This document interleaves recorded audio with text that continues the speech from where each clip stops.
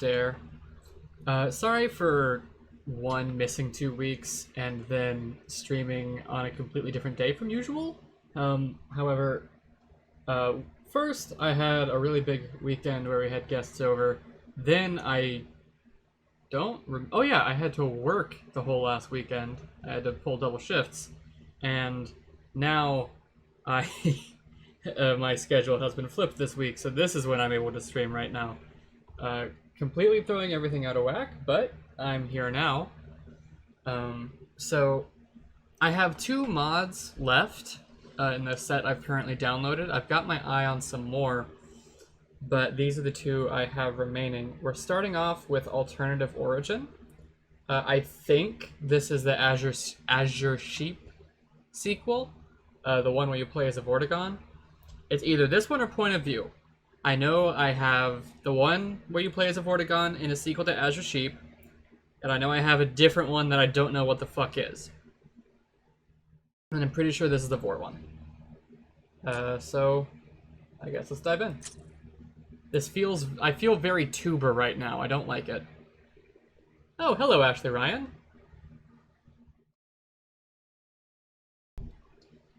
I'm so bad at starting things right now. I feel so tuber. Okay. Can we go to the training room? Okay, not only does it not have a custom training room, it also doesn't have a training room fucking period. Okay. I guess we'll go medium. Don't know what the balancing is going to be like in this mod. Hello, Cacophonia. Thanks for joining the stream. Half-Life Alternative Origin. I did try to start with the training room. Also, ma'am, but I did try to start with the training room. It doesn't work. Wait, position wait, hold on. Did I? Okay, so, leave game just to demonstrate to you, Kako. Training room, play. It doesn't do anything. I'm playing Half-Life Alternative Origin. I don't know what the mod is. I'm very confused based on the text I saw. I was busy chatting, and I swear to God it said vending soda. Subject VX249 vending machine. Yep, okay. Education, MIT, I am a vending machine. Position, vending soda. What? Intercom, high security material. What? I'm a... Huh? It's okay, sir. I can What? take him. What? Looks like we won't be working together. Okay, I know I'm just saying huh and what over and over, but this is not what I was expect. Oh. Hi, G-Man. I don't know what I was expecting, but it wasn't vending machine. It appears. Oh, it's you. I thought it might be another of the administrators. What's up, Einstein? Everywhere this morning. Do you have any idea they were working on this kind of stuff? The sample was just delivered to the test chamber. You aren't scared, are you? Okay, so this is right before the Resonance Cascade. Nice target range. Hey. Pay off today. What? The motherfucker killed me!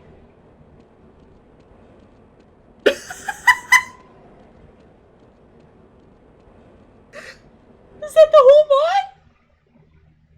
Was that the whole mod? Wait, hang on. Can I interact with anything? I'm gonna go back in and try clicking. I was too fucking dumbfounded to do anything. Hang on.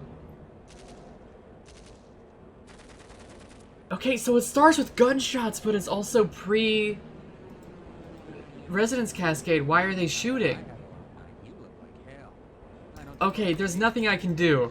It's just a little joke cinematic mod. Wait, cinematic mod's already a thing, and I shouldn't compare anything good to that piece of shit. I can take him. Well, it looks like we Okay, well, I'm not gonna play the whole thing over. So, that was Half-Life Alternative Origin. What a goddamn delight. Alright, so I guess now I'll boot up Point of View, which is the Vortigaunts one, as considering AO wasn't. Let's update the stream info. POV point of view.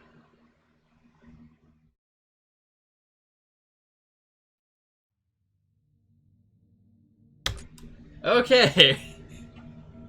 Now with an actual Half-Life mod.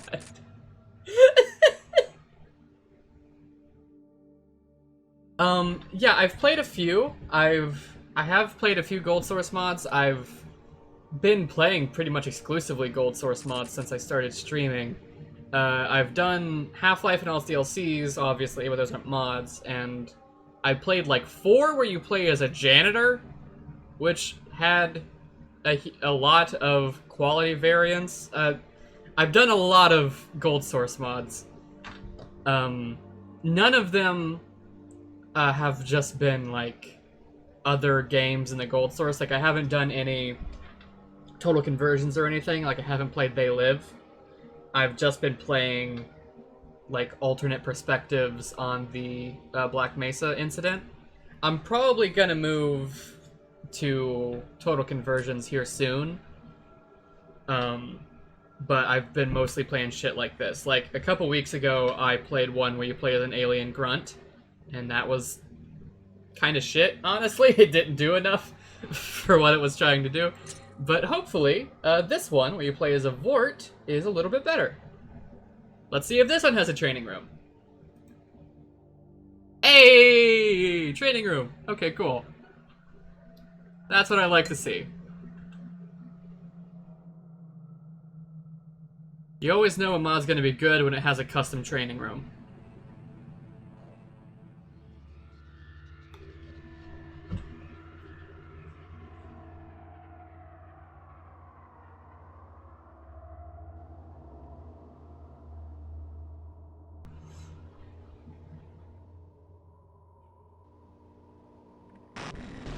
Very slow pan on a map that we've already seen in the first game. Don't need this much cinematics for the training room. Maybe I'm just being a bitch. Point of View features a journal element that catalogs your character, Zont's, thoughts throughout his journey. This is so that those of you who simply want to play through the game and not have to stop to deal with scrolling text or long cutscenes are more than free to. If you're interested in the full story, however, and want to hear an alien's take on everything, then this feature is for you. There are 40 entries total, this counting as the first one. All of the entries are triggered near their subject matter, but not all are on your immediate path. Look around a bit for some of the more elusive ones. Don't worry, none are out and out hidden. See if you can find all 40. If you want to get the full story, you'll have to. Every new entry will be indicated with a story icon in the upper right corner. Hit the story key to read what Zonst has to say. The icon will remain as long as there are unread segments, each of which has an asterisk by its title. Now go on, have some fun playing as an alien, and remember, it's all a matter of perspective. Oh yeah, there's a lot of mods that just change the, like, perspective you play from. There's a lot where you play as normal scientists. There were a few that I mentioned where you play as janitors, and one of them was the bomb, and 2 of them were shit. But yeah, there's a lot of folks that were like interested in showing the experience from just Joe Schmoes. It's really neat. Even though most of it boils down to just Gordon Freeman again. Like, one of the janitor mods had a special janitor HEV suit, and it's like, shut the fuck up. Okay, alright, it's all a matter of perspective. This is the only one I have so far. Okay. So, it has a journal feature, which is interesting. Let me see what the story key is. Special vision. Okay. Show story S. My walk backwards key is the story key. Wait. Oh my god. Okay, yeah, let me rebind that. We'll make story key be J for journal. Okay. Move back. S. Cool, cool.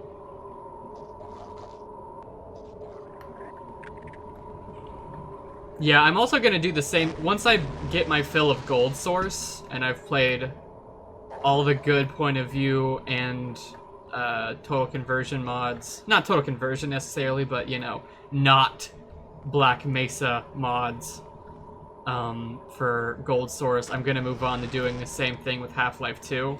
Bunch of games where you play like first Half-Life 2M mod, and then games you play as Rebels and CP and Combine and shit if I can find it.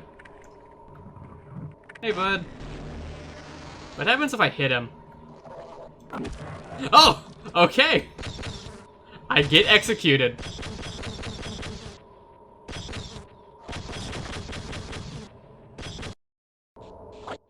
Okay. Making sure the rebind carried over. Is this crashing? I think the fucking game crashed.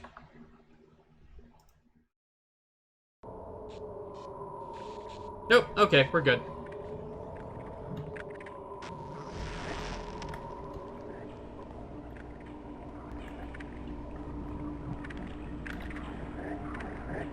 So, it says that for as long as you have unread entries, that icon will appear in the upper right corner, but I don't have unread entries.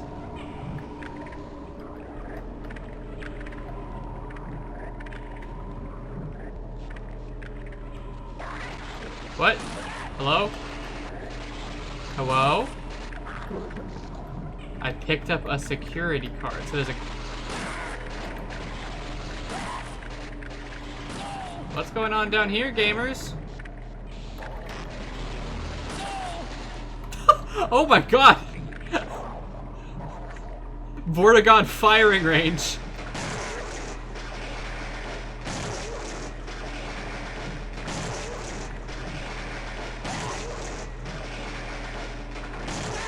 Okay, so there's a lot of timing your attack to...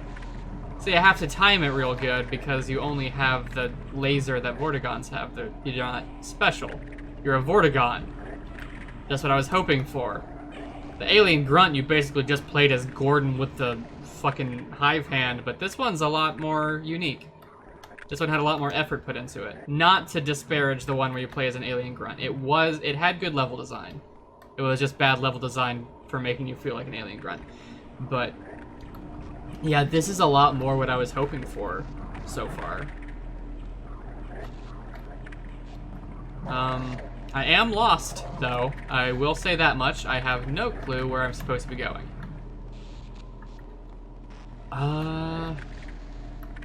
Should I just boot into the main story? No, I should find interaction points. You know, maybe the... Yeah, I guess it kind of is reskin Tau Cannon. It doesn't work like the Tau Cannon, though. Like, you can't fire it quickly. Like, if you try to go fast, it doesn't work. And you also have melee and laser built in, and in the Alien Grunt mod, you had to switch to a crowbar reskin. That was just the hive hand poorly animated. Okay, let's see if this is the goal. No, it is not. Okay, seriously, it still has the story shit in the upright corner. Oh, here we go. Alley-oop. Can I go up?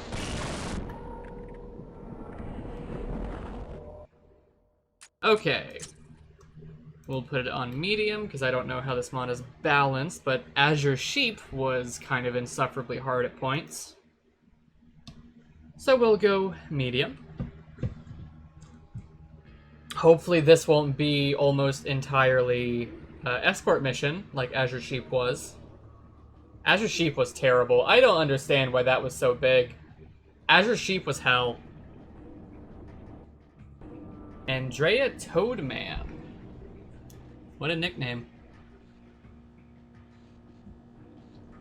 Jeff. Oh, well, these credits go by very fast.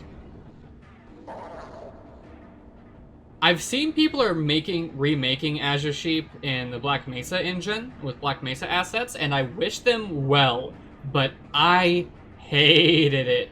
I played it just a couple weeks ago, and genuinely, by the end, I just turned on no-clip and God mode and found the exit for the final map because I was just so sick of having to escort Kim around. Kim's AI was terrible, but she was portrayed as like an Alex figure almost. Like she was sassy and capable, but she wasn't capable at all. It was insufferable.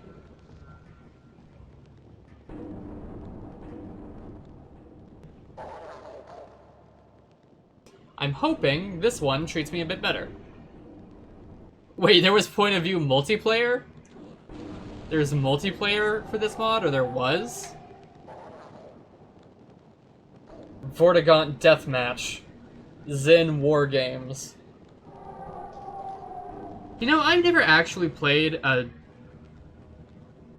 Azure Sheep walked so Half-Life 2 could run, yeah. I am the one known as Zonst, child, citizen, and follower of the Great Nihilanth. In outward hang on, let me see if I can do a Vortigaunt voice. I am the one known as Zonst. No, I can't do that. No. I'm the one known as Zonst, child, citizen, and follower of the Great Nihilanth. In outward appearance, I seem to be a mere worker, but such deception is part of my design. Through the blessing of my father, my leader, my master, I was chosen to be amongst the gifted. A super worker. I am smarter, stronger, and faster than most of my kind.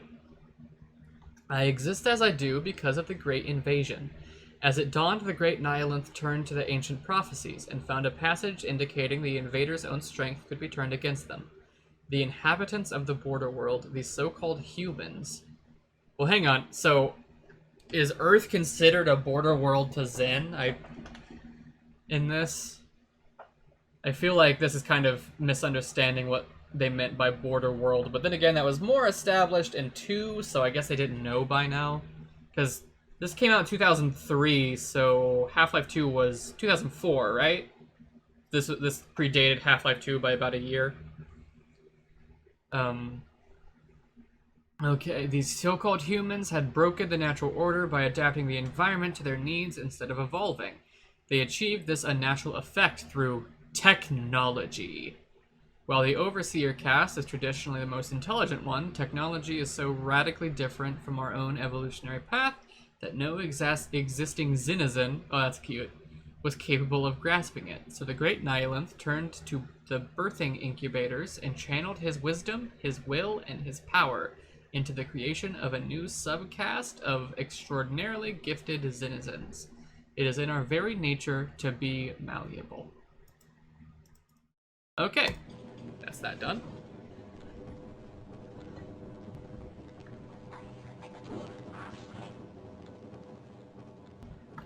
Where are we at? Yeah, the lore in these games is really neat. But also it can sometimes be absolutely hysterical. Like in Half-Life Zombie Edition, where your head crab gets recruited by G-Man at the end. I choose to believe that was Lamar. And Lamar was... Like, I consider Headcrab Edition canon, and Lamar is its protagonist. Okay, hang on. Hot take. Lamar is the only Half-Life girl boss. Is Lamar a girl boss? YN. Yes or no? Oh shit. I was too distracted by Lamar girl boss. I did it again! I'm so distracted by the idea of Lamar being a girl boss that I keep... I have fucked up getting on this elevator 4 times.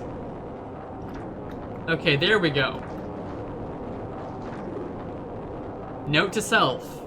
Don't think too hard about whether a headcrab is a girl boss. Lamar gatekeeps Gordon from teleporting where he needs to go. She gaslights Kleiner into thinking she's harmless. And she girl bosses her way into space.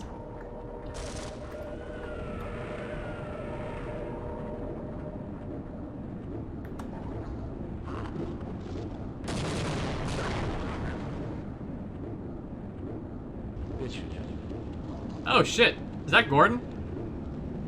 Oh, nope, that's just two randos.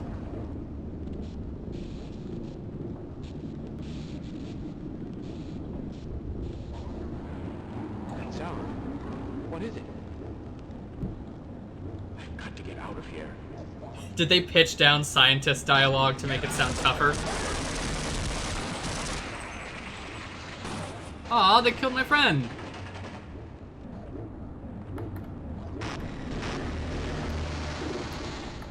Alright, time to begin the battle. Okay, I like the, like, special vision in this mod. It's a lot... Did I just backtrack? No, I did not. And... Damn it. So hard to hit at a distance. Darn!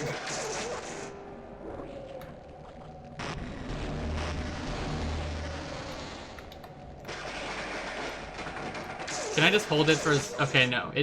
So the laser times out if you hold it too long. Reckless pursuit. Can I get the elevator? And, thank you. Cool.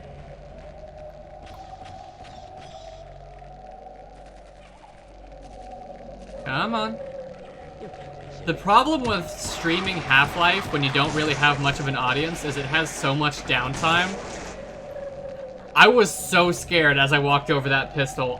Part of me froze up mentally and I was like, do not pick up the pistol. If I see a Vortigaunt holding a Glock, I'm going to cry. I'm so glad that didn't come to pass.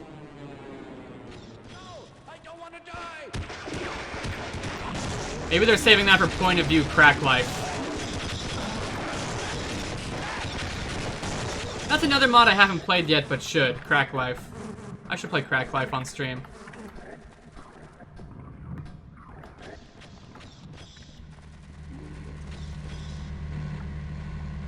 Oh, hello. Uh-oh. Ah! Shit! Grunts! Grunts! Get in there. Get it.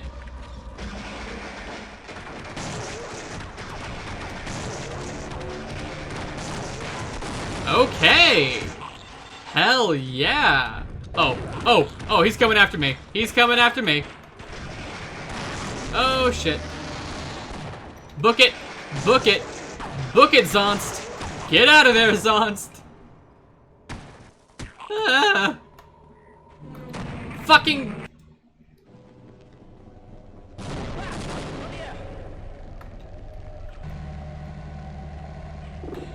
I desperately need to see...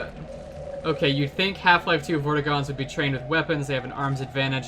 Yes, Ashley Ryan, you are so right. I need to see a Vortigaunt dressed up like Max fucking Payne holding 3 handguns. I need to see it. It's mandatory. It is law. Duck slap.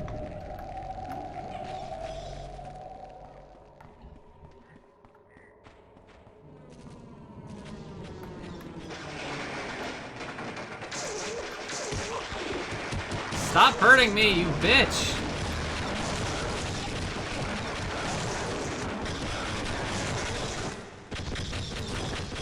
Also, I like that this mod its pitch is like, you play as a Vortigaunt to see that maybe the humans were the bad guys, but Half-Life 1 already phrased the humans as the bad guys.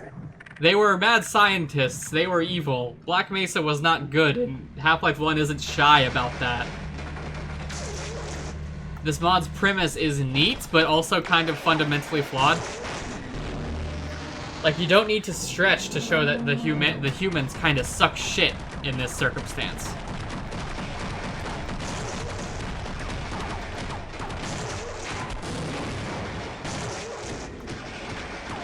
Don't come after me, Gollum. No, don't. Okay, cool. Stop! Hmm? Die. Fucking die! How many lasers does it take to kill you? Oh! Yeah, I don't know when this takes place in the timeline. I'm assuming this takes place, like, just before the Resonance Cascade. Right now. Because there are HEV corpses in Zen throughout the main game. And I'm assuming this is one of the incidents that caused that to happen. But I also do not know. Actually, I have new journal entries. Maybe they'll tell me. Research Associates. Those suspension fields up ahead are holding a pair of native creatures known as spheres. In addition to holding the spheres aloft, the suspension fields supply energy to an engineered organism enveloping the spheres that keep them drugged and nourished. This is a necessary precaution due to the fact that spheres can build up and fire an electric charge with great rapidity. These creatures' unique defense method was in fact the basis of many of our cast weaponry, including my own. By taking the appropriate genetic material and mixing it with a base form,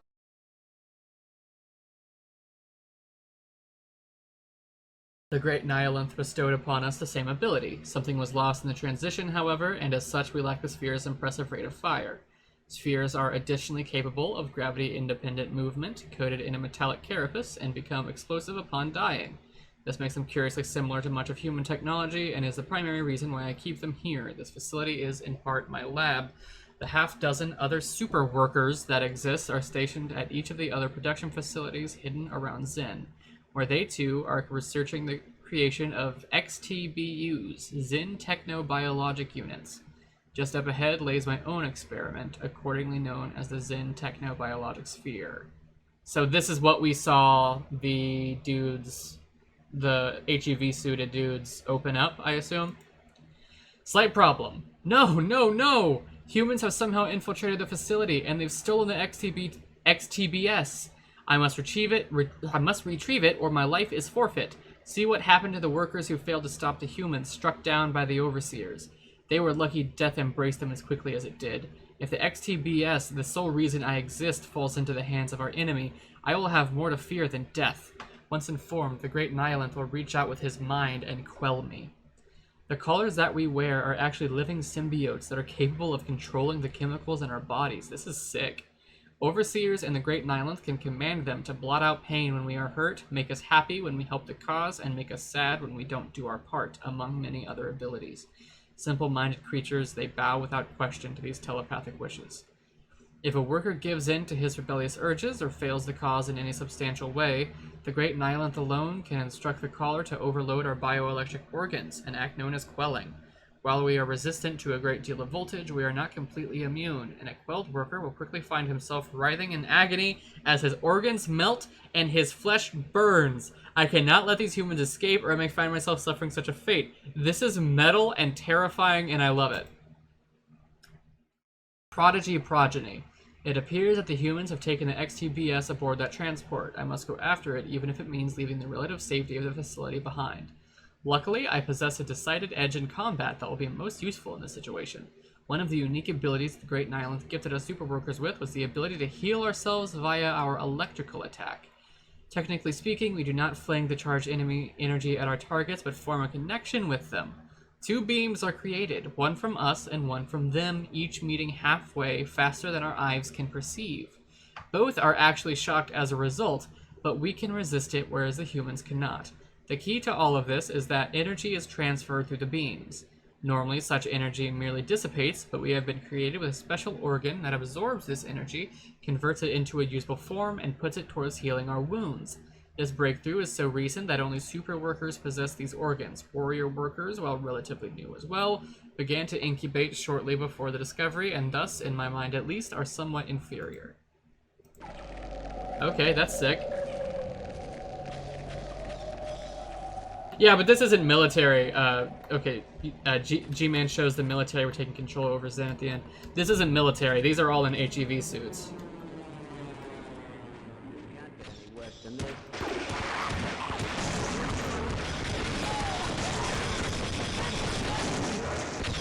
Yeah, see? This ain't military. This is purely Black Mesa.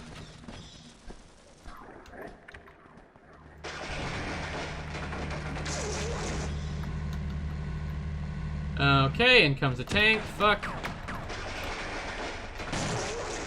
Humans should be spawning up there any second.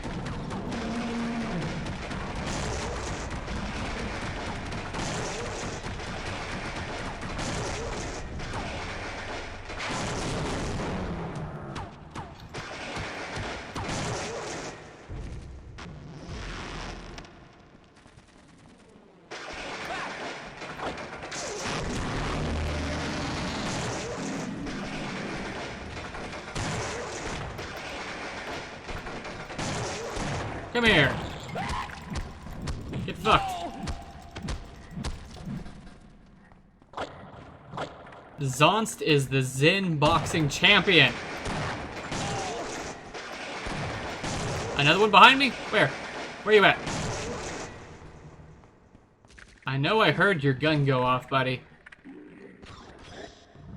It's only a question of where you are.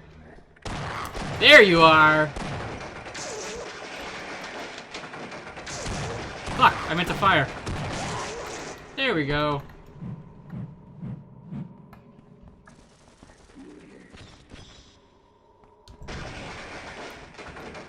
Shit! Help me out here, guys. Assholes! There we go. Assholes again. You're so bad at your jobs.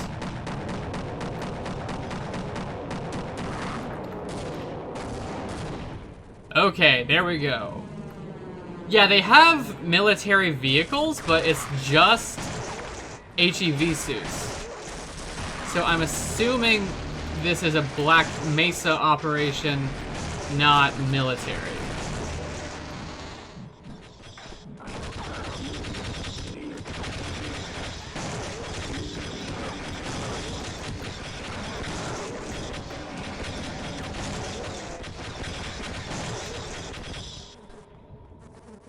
Y'all dead? Y'all dead. Yeah, this mod is really cool so far. I liked Azure Sheep up until you saved Kim, and Kim joined the party.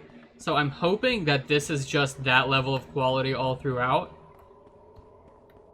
I am doubtful. I'm sure they'll do something to fuck it up.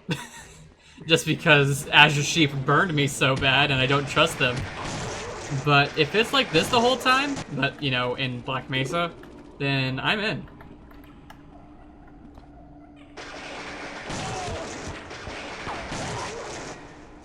I also like the heal that attacking heals you. It's very, Doom 2016 Bloodborne, you know? You have to keep up the fight in order to stay in the fight.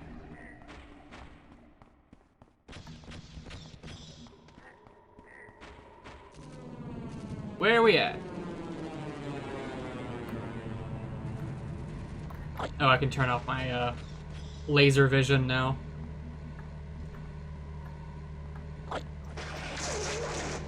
Hey, buddy!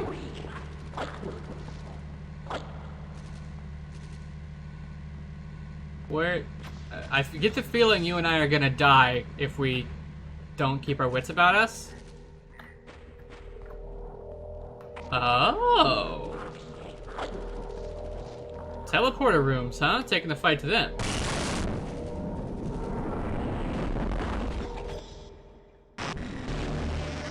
What? This is just where I was.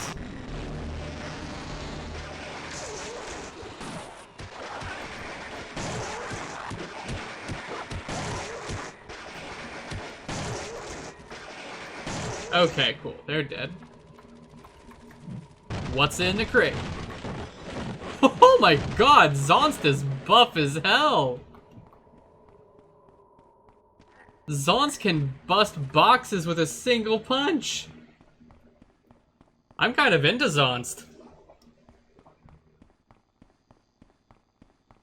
I think Zonst is single. Shit! Note to self, don't get horny for the aliens. They will set turret traps for you.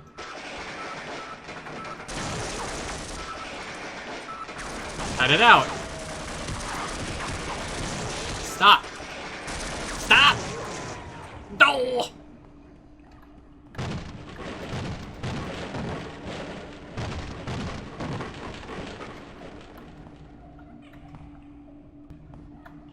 Yeah, no way, you're right. No way Zon's the single, but I might have a chance with him regardless.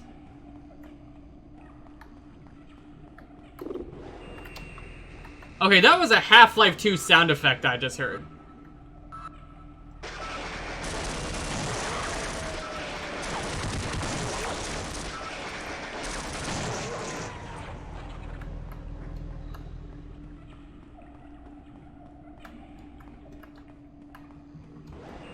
Stop it! Leave me be! Oh, they added a sound effect to the healing pools. This is some SpongeBob shit. I do not like this sound design.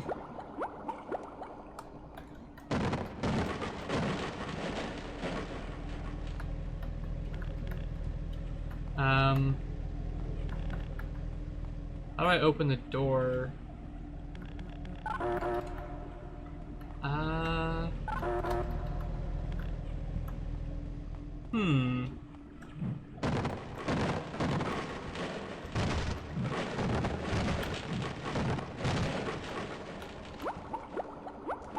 I don't know what I'm supposed to be doing. Oh, maybe the journal has some hints for me. Battlefield Zen. As I suspected, the humans, upon discovering this invaluable production facility, are staging a large-scale offensive. The overseers are marshaling our forces in through teleportation. So there will be some fierce fighting ahead.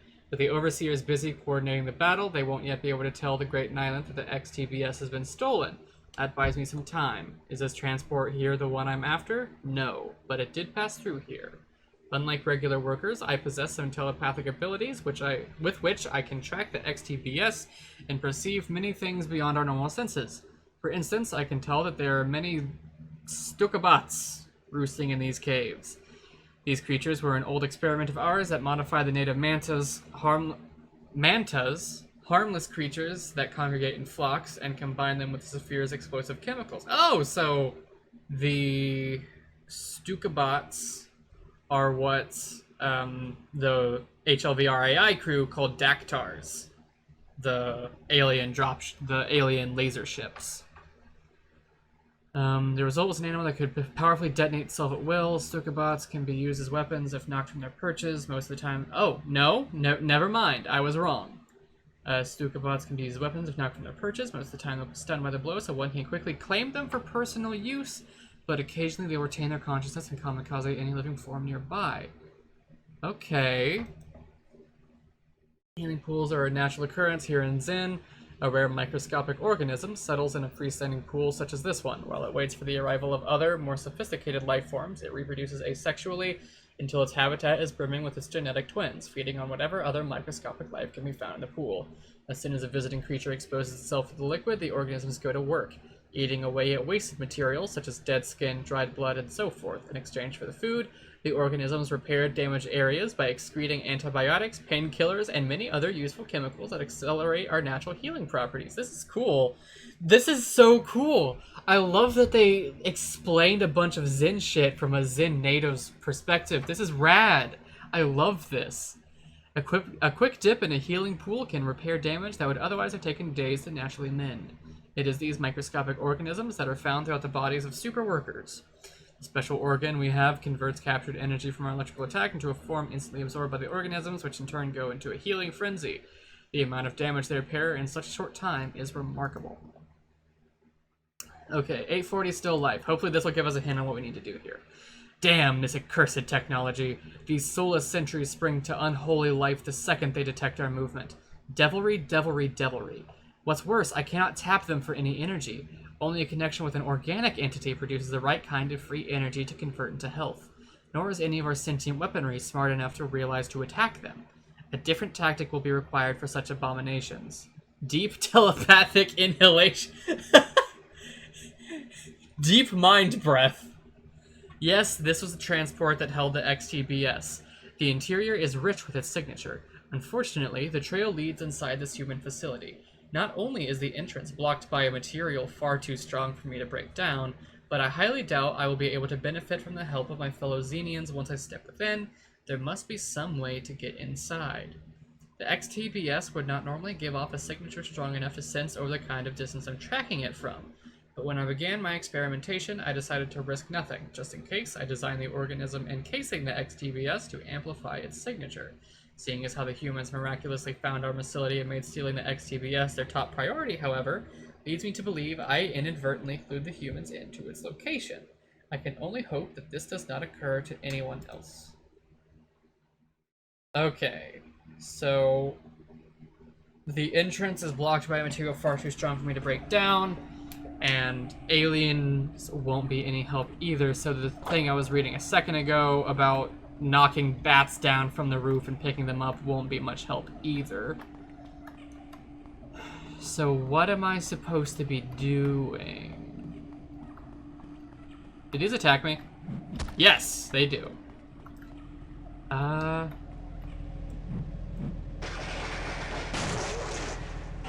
Okay, I got the vent open, but it's not anything I can...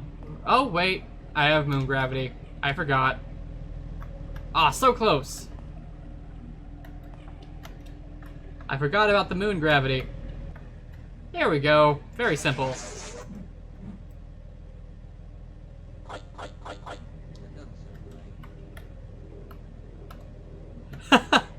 They're using the security HEV suit they had in Azure Sheep for continuity. That's cute. I like that.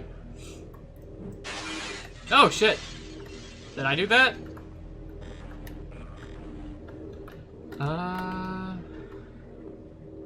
What's up here?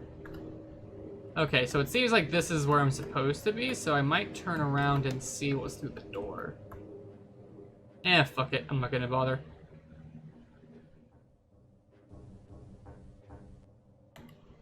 Whee!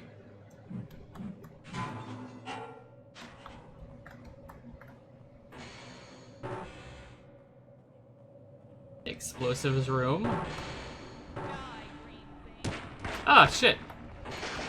Did they just call me green thing? That's so rude.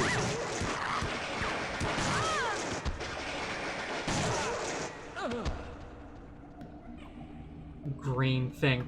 Die, blue things.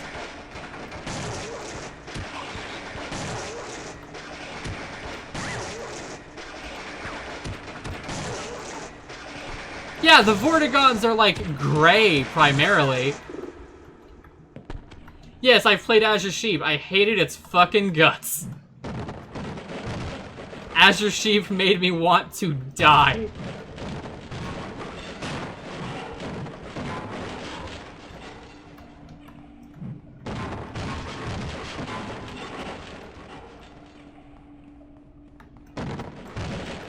Speaking of Azure Sheep, I'm pretty sure these female why did I say female? That's fuck. God, that sounds like an incel. These women in like guard HEV suits, I'm pretty sure they have Kim's voice actress, which means I get to get revenge for how horrible she made Azure Sheep. Every time I kill one of these people, I'm going to be pretending it's Kim.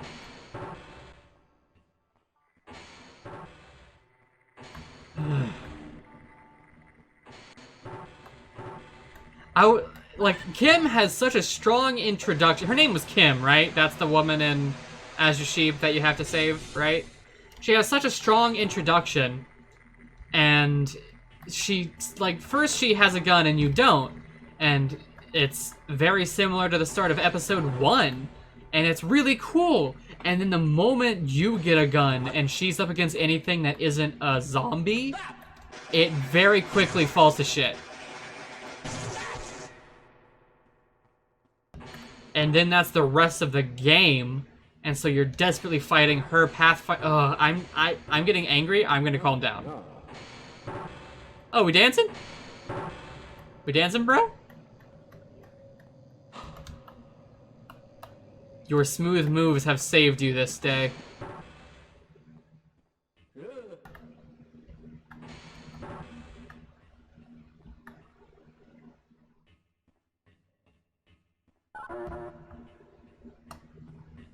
Okay, where am I heading now? Okay, this is really cool, actually. I'm loving this level design. The, like, very natural... I love it when games like... Oh, hey! Bye. I love it when these games have areas that do play... They play well. They're good from a level design standpoint, but they also visually look like a place you would see, you know? I like it when they're believable. Okay, so G-Man is commanding... Why are Spec Ops here? There's already Spec Ops here? Oh, hey! Who gave the guard an SMG? That's not for you. You don't get an SMG. What are you doing? Get back to the prop department. You took the wrong gun.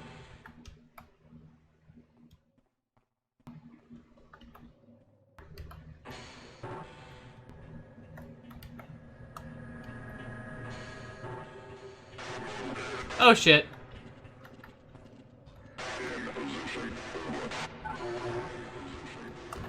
I'm gonna quick save because I think I'm about to get absolutely fucked. Oh! Spec Ops are killing the Masons.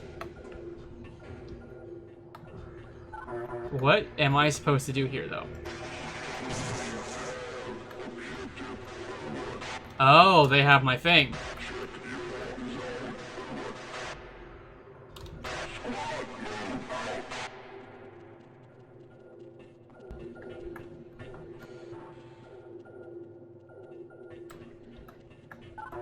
Okay, so can I...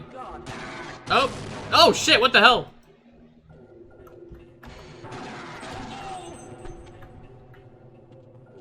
I have no idea what just killed me. Oh. Okay. So I was standing right above those boxes, and in order to give me an exit, there's a scripted event where they blow up. And I didn't see them to begin with. Okay, let's move this along, guys. I'd like to leave.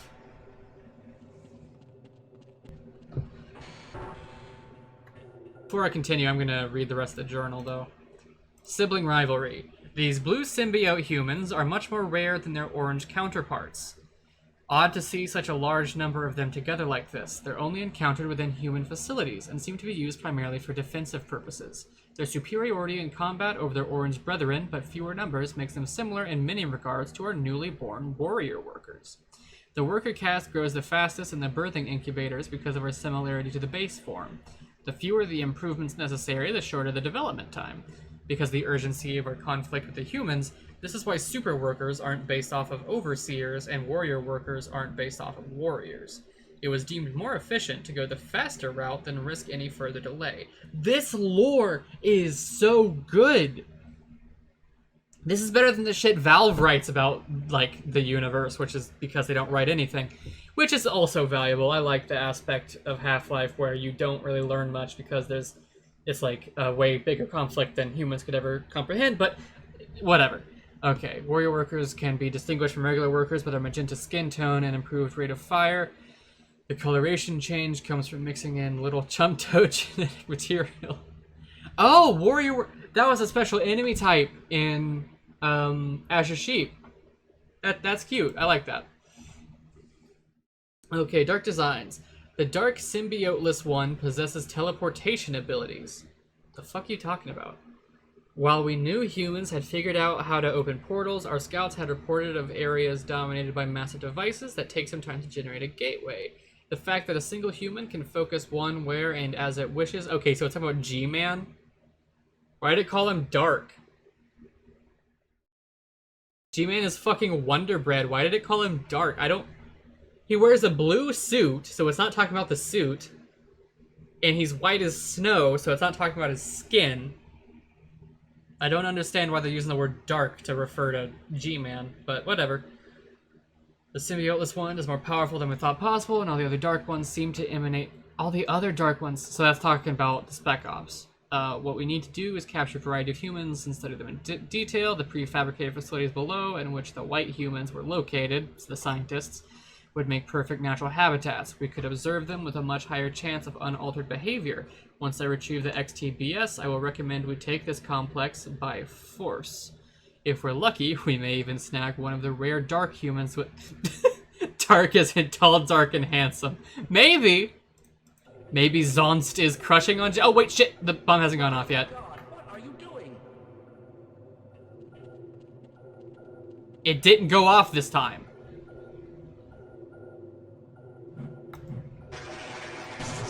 So that wasn't scripted? Or maybe it was and the scripting just broke and I just quick saved with the broken scripting and now I'm fucked. I don't know what to do here. I'm pretty sure I just soft locked myself by quick saving after a bug. So what we're gonna do is I'm gonna no-clip through, and you're not gonna fucking judge me.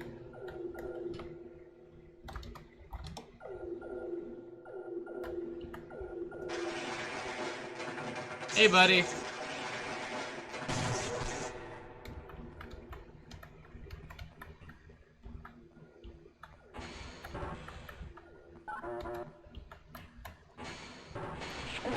Oh, shit.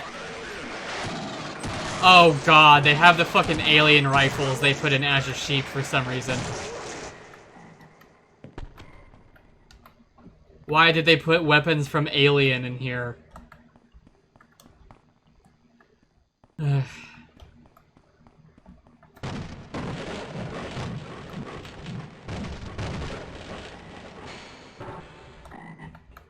Chum toads?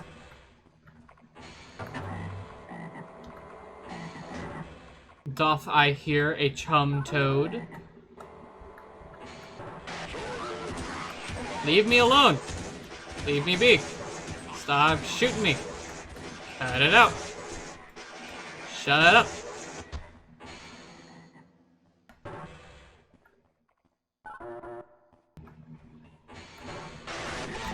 Jesus! You guys are everywhere.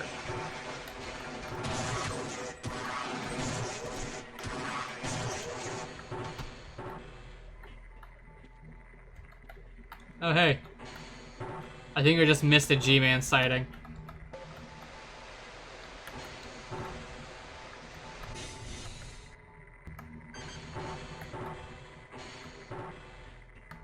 Well, whoever it was, they just left the door open for me.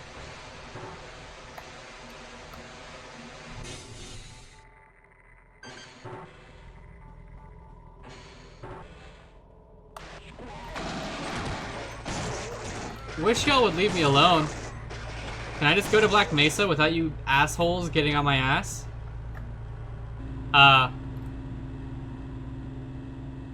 Bye. Have a good trip. I'll miss you, sweetie.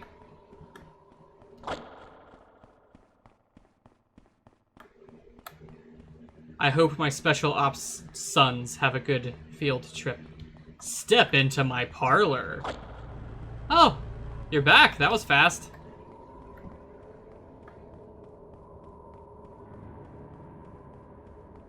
What do I think about Race X? I think the Race X designs are neat, and I think Gearbox wasted them on Opposing Force, the worst Half-Life expansion ever. Opposing Force was ass shit.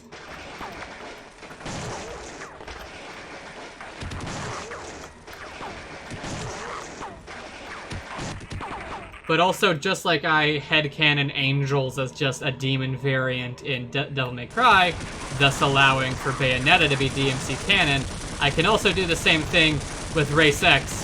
They can just be fucking Xenians like any other. Why is this so hard? They can just be Xenians like any other, and they just went extinct in between 1 and 2. I see no reason to consider them non-canon.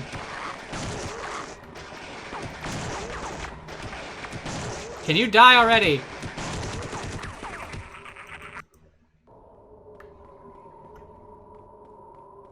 Okay, yeah, that's exactly how I felt too. The opening of Opposing Force is great, and the longer it goes, the worse it gets.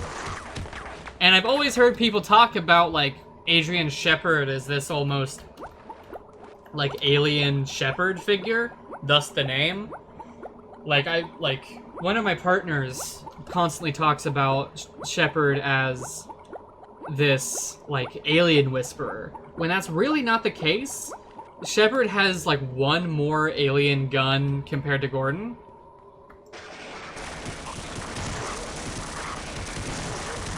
Die! Cease! Thank you. Half-Life is such a big universe beyond the scale of the characters, you can really have anything be canon without showing up. Yeah, pretty much. That's part of why I love Half-Life so much is, as I was saying a second ago,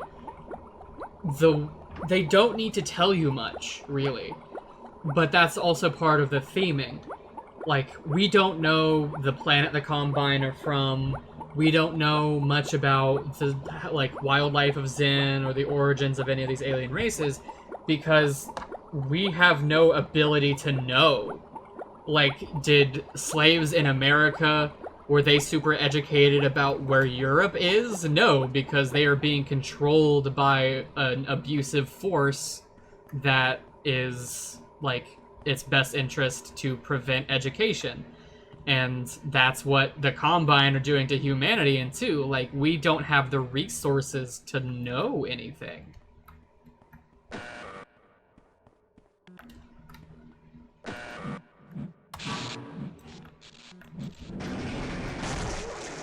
And I think that's really a cool way of having sci-fi be done, is have it be almost Lovecraftian.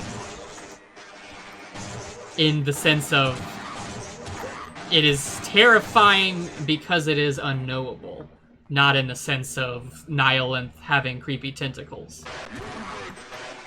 Nihilith is Babby's first Lovecraftian, the Combine is real Lovecraftian.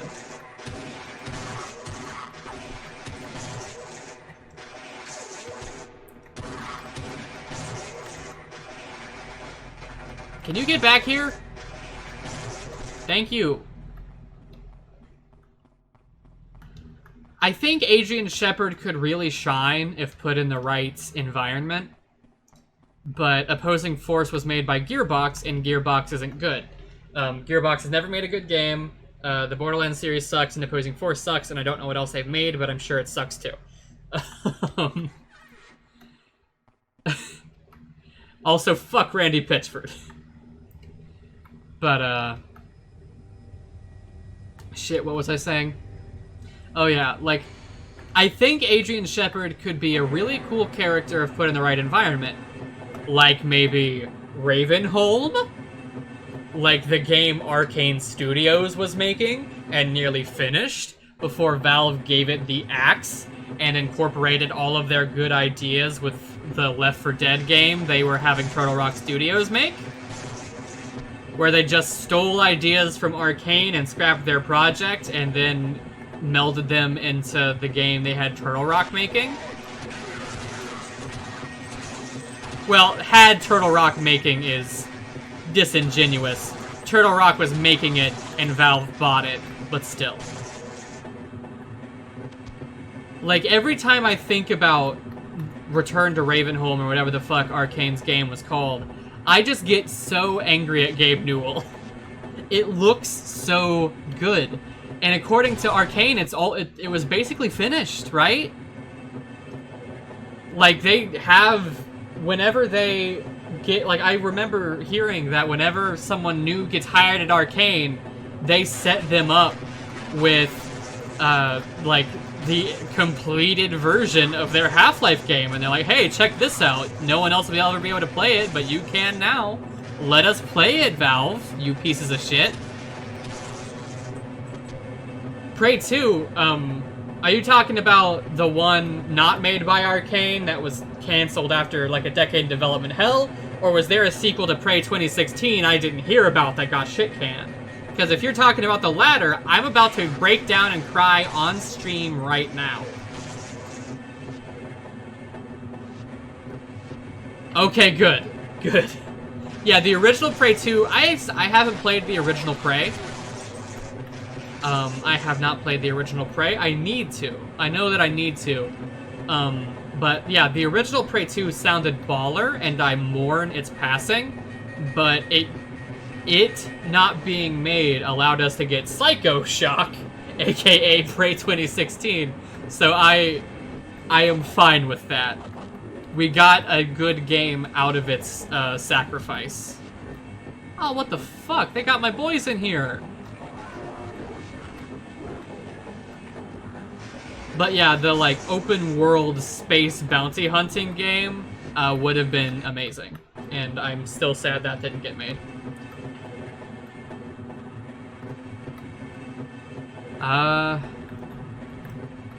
It just loaded a new zone. Oh, here we go. Hello? Hello?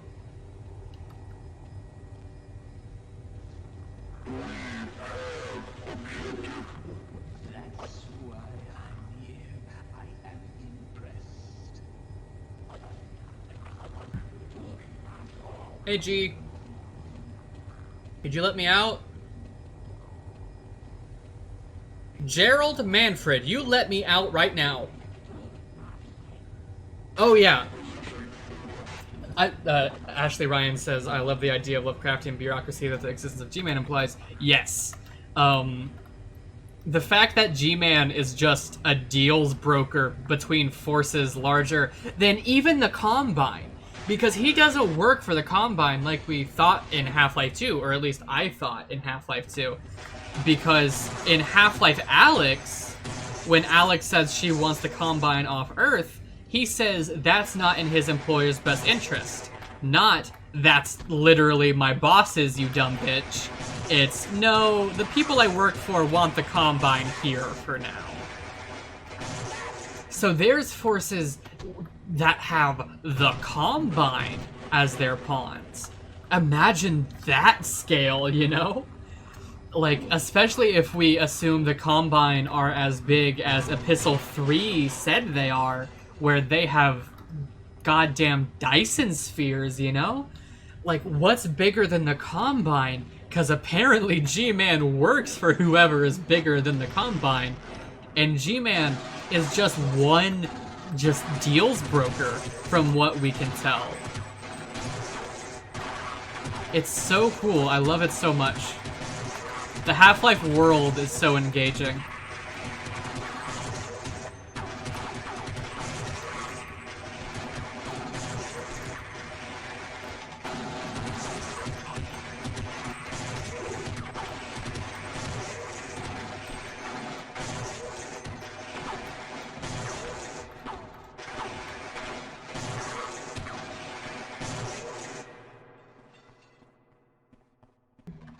Like, I want to give everybody involved in the creation of Half-Life the world's biggest wedgie. Like, anybody in a creative team where something like Mr. Friendly gets pitched and the person pitching it doesn't immediately get their ass beat, like, I no longer respect anyone on that project because Mr. Friendly got so far in development. And fuck Gabe, rich bitch, now trying to get into brain computing. Like, no thank you, Mr. Newell. I'm interested in brain computing from an entertainment perspective, sure, but no way in hell am I there is no way for that to be trustworthy from anyone rich, and there's no way for it to be done by anyone not rich. So there's no way brain computing will ever be trustworthy to any capacity. And anybody that touts it, I no longer trust. And I'm not even talking the rich folk. Like, anyone following Gabe or Elon Musk on their, like, brain computing escapades. I don't trust you. Your judgment is broken, and I am scared of the kinds of things that you're willing to side with, because brain computing is fucking terrifying. So yeah, fuck everyone that made Half-Life, but I love Half-Life, is what I was trying to say there. Before I had a terrified breakdown about brain computing and all that it entails.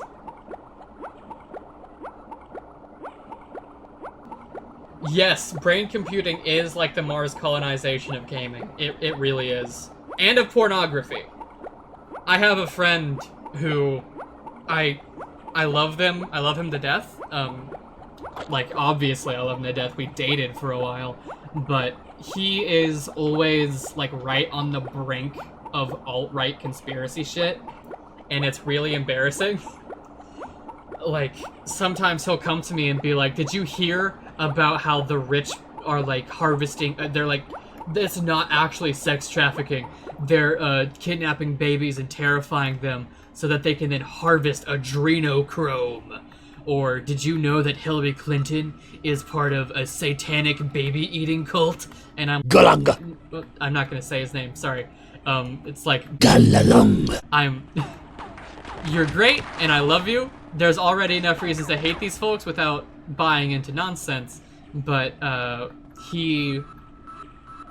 Wait, shit, I just went and said his name after saying I wasn't gonna say his name. Whoops.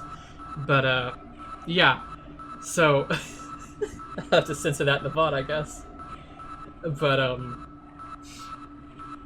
he is entirely into brain computing just for the porn. And, like, valid, I guess. Far be it from me to yuck any yums. But, again, that's the moment you let a company overwrite your synapses, you're gonna be turned into a goddamn thrall. And, like, yeah, I know I sound like the conspiracy theorist I was just mocking. Like, I know this sounds stupid, but literally, what other outcome is there?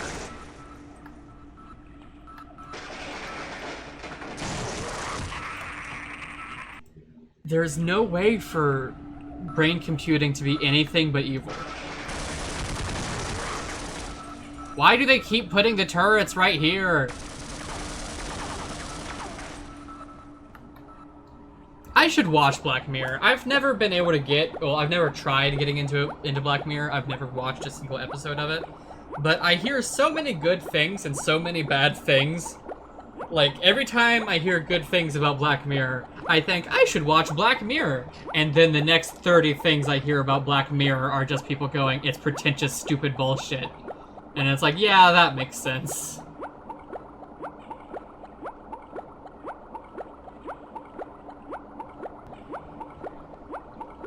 Okay, now that I'm at full health, maybe... Did you guys just hear how health came out? I sounded like Sylvester the Cat. What if your mum was a computer?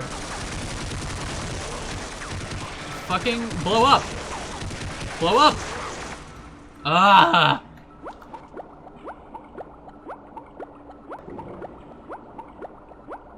This fucking sucks. I am embarrassed to be streaming this right now. This level design is giving me secondhand embarrassment. Nice weather we're having, huh?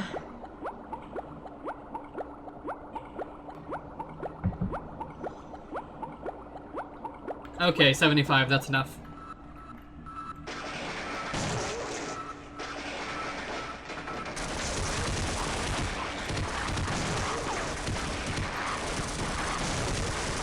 When the bullets hit me, my aim jumps. Ugh. Fuck it.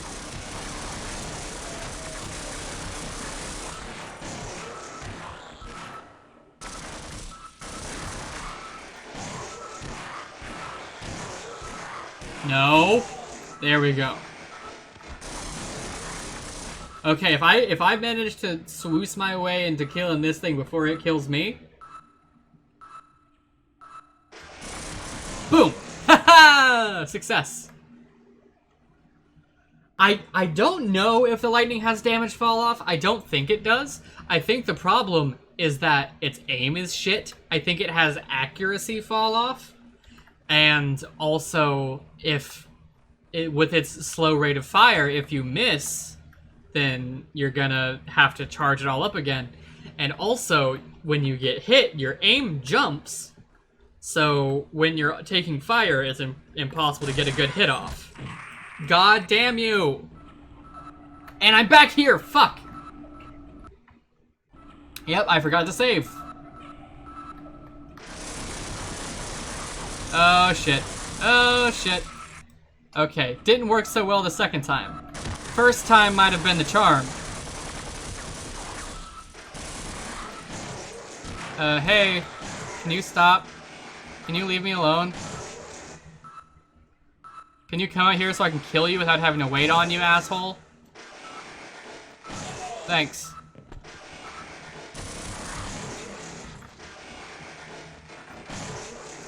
Okay, cool. Save it. I am not doing that again.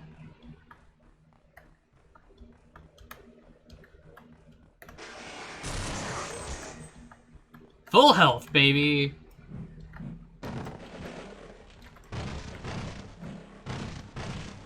There sure are a lot of boxes that have nothing in them.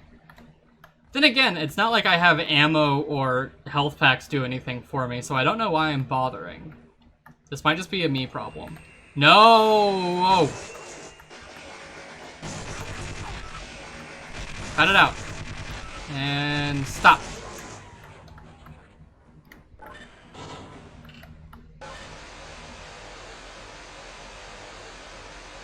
I am so sick of the summer.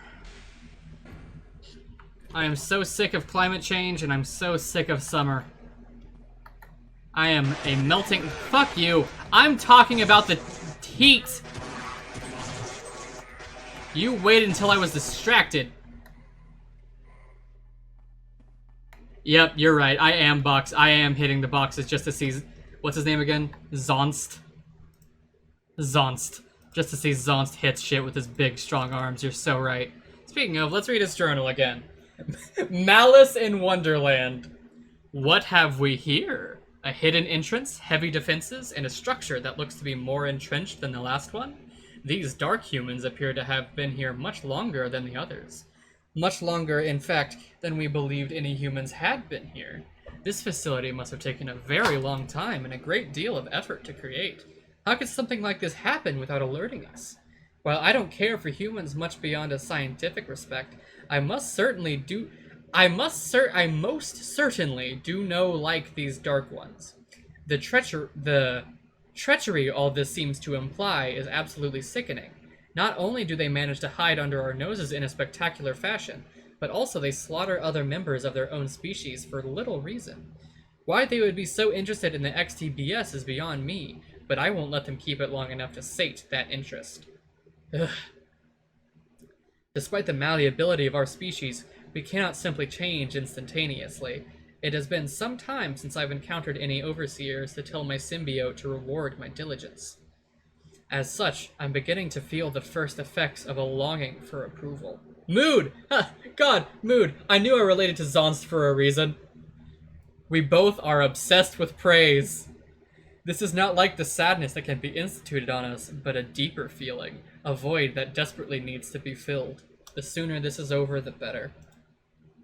Hellbound.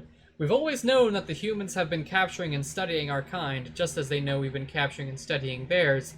It's only natural to be curious about your enemy, and we generally accept it as a consequence of war.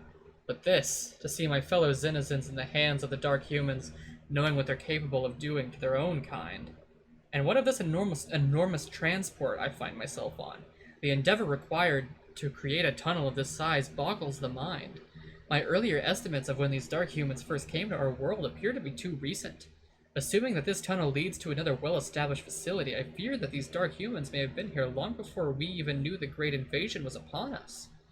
It is no stretch of the imagination to suspect that there are more of my kind held hostage at our destination. While I do not know if I can save them, I will certainly enjoy wreaking as much havoc as possible on the dark humans who have imprisoned them.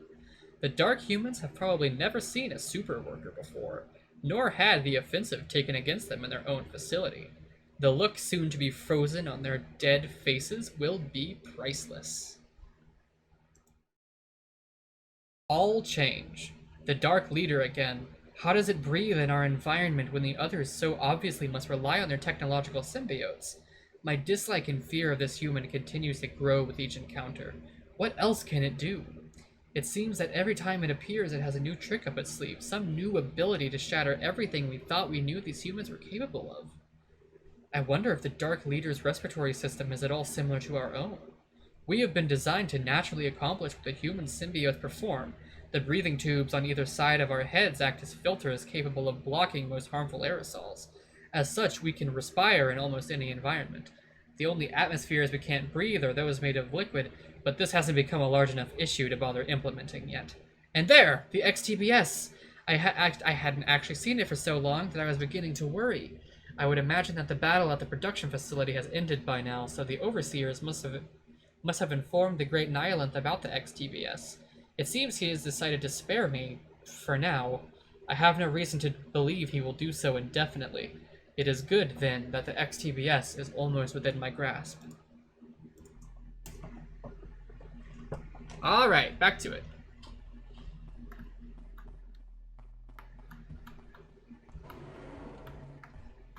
I like that Zonst is the most vocal Half-Life protagonist ever, like before Alex at least. And even more so, honestly. And it's a goddamn Vortigaunt. Sorry, I shouldn't say it. He. I'm not gonna call Zonst an it. He deserves more than that. Then again, No! Zonst might use it pronouns. I don't. Wait, is that a unique face? Quit dancing. Let me see your face. That is a unique face.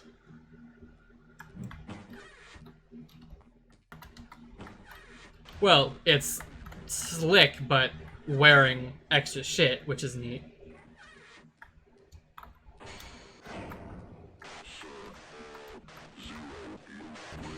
Can I... do any of these doors work?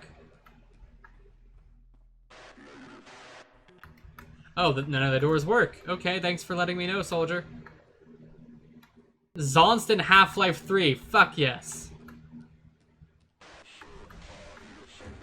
Okay, here's my question.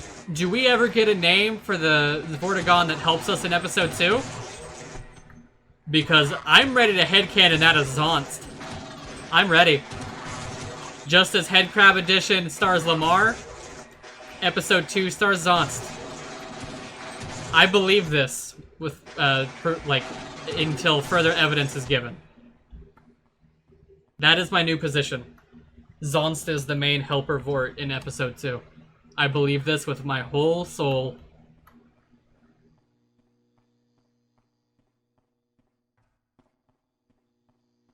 Half-Life 3 is going to be a hero shooter, and the heroes are going to be Alex, Gordon, Adrian, Barney, and Zonst.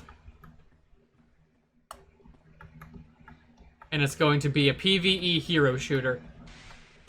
Calling it.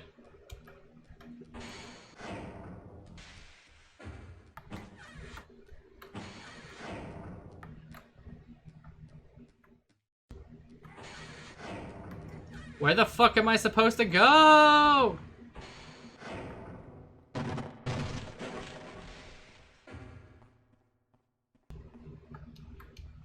Oh, I have a new journal entry. One by one, sniff. This area seems oh, sorry. This area seems familiar to me.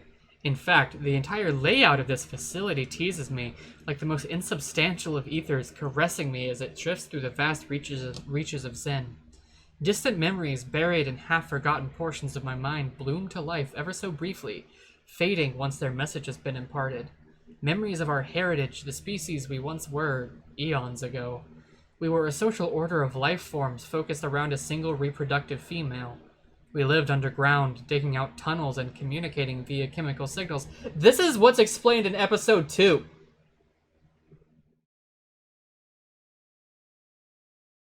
This shit about them living in tunnels and shit. That's... Valve had the same idea. This is cool. This is actually semi-canon compliant. We consisted of a square body held perpendicular to the ground. Oh, wait, no, never mind. This is just straight up saying they were ants. Whoops. Like this place I find myself in now, we would stockpile our foodstuffs in specific chambers for later consumption. One day, our ancestors figured out we could share our minds through more advanced chemical communication. By combining all the members of a hive into one large cell, we essentially could form a single complex brain. Their priority became procreation, the cause, so that the brain could grow and ultimately led to the development of telepathic ability. So this is, again, the same thing Half-Life Valve went to do with the Vortescence. This is so cool. There's so much... I don't know if Valve stole from these dudes or if it was just, like, you know, great minds think alike, but this is neat. This does predate Half-Life 2, right? Half-Life 2 came out in 2004, right? Hang on, I'm gonna look this up.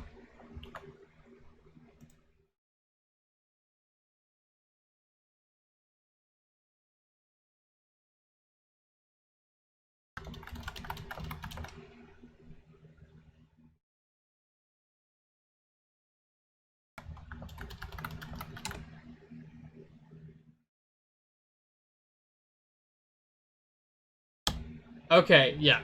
Half-Life 2 came out in 2004, so it came out around a year after this.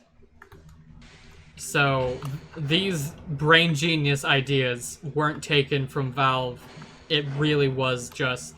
But also, they're so close together that there's no way Valve ripped these guys off. So it really does just seem like they had the same genius fucking ideas.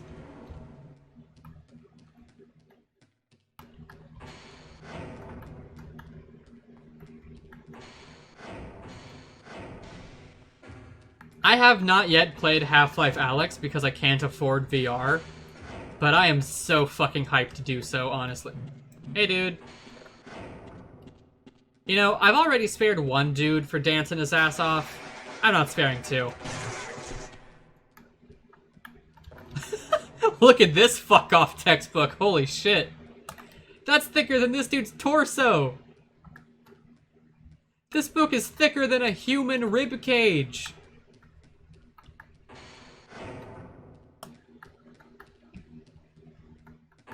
Okay, I don't know where I'm supposed to be going.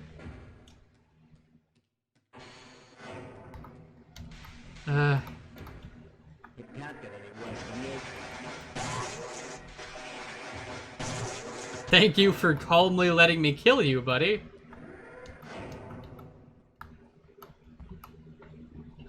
Okay. Where to?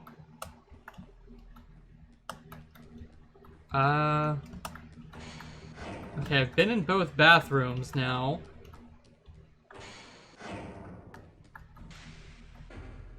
Okay, here's the main room. Here's where I came through. Okay, I haven't been through these halls, I don't think.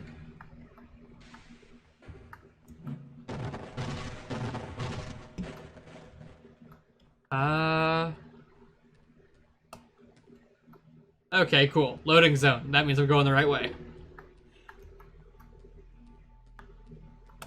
Oh, new journal entry.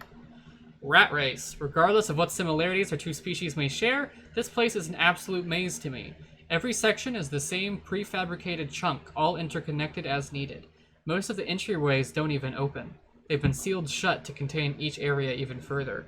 How the humans can possibly navigate such a place without the aid of chemical communication or telepathy is beyond me. It reminds me of the human facility I was in earlier, but taken to a much more drastic extent. Prefabrication seems to be the driving force behind their constructive efforts. An unusual development, but to be expected from creatures that broke with the natural order. Our facilities are built around the strengths and weaknesses of each particular area, and as such are much more structurally sound. We can adapt because we are malleable, unlike humans. Little good my malleability does me now, though. I cannot even rely on following the XCBS's trail. The humans possessing it took a completely different route. All I have is a vague sense that they're moving quickly, trying to slip away from me. It appears that these colored marks on the walls dictate a clear path to this complex. If I follow these, maybe I can get out of here and get on with my task. Colored lines along the wall? I don't know what it means about the colored lines on the wall. Can I get the guns? Good. I live in constant fear that I'm gonna see Zonts pick up a gun.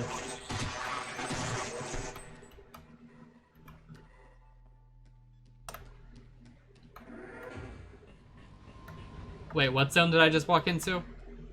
Power generator. Alright. Do you ever even visit Black Mesa in this mod? I assumed it would, like, send us to Black Mesa relatively quickly, but... the longer this continues, the longer I doubt.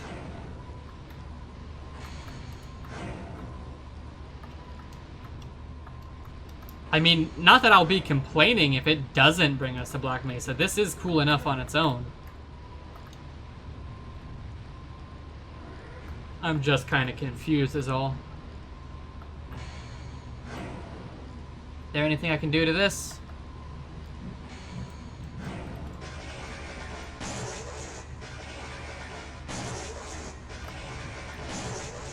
Aha! Oh, maybe not. Okay, that's not doing anything. It's just putting decals on them. Yeah, I seem to remember hearing about an Azure Sheep and POV sequel that didn't get made. I'm pretty sure you're right, actually, Ryan, that it was the sequel was going to be in Source, because I remember hearing about like Zonst in the Source engine, and then that never came to pass.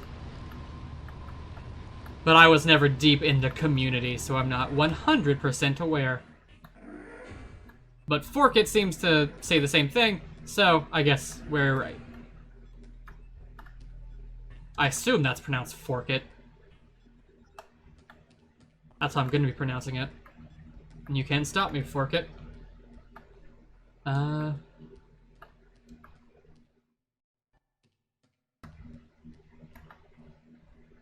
Oh, these are the colored lines Zonst was talking about. And they cut off right here. Oh, here they are.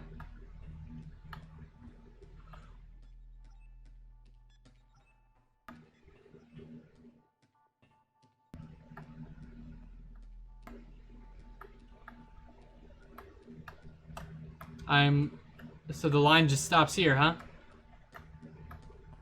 It does not continue in the next room.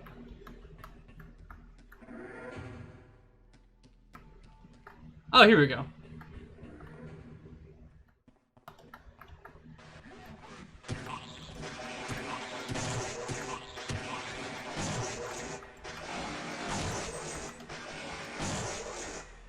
Get out of here with your aliens, colonial marines ass.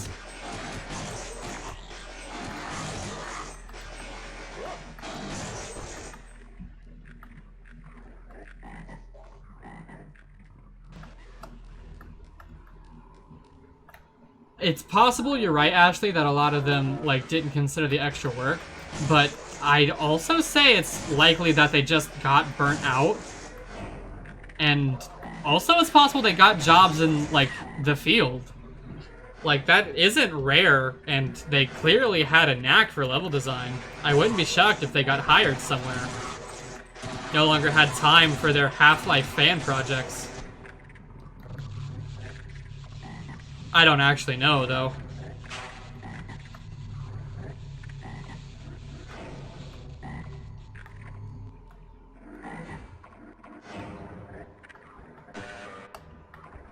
Hey, guys. Oh, thank God, a controller.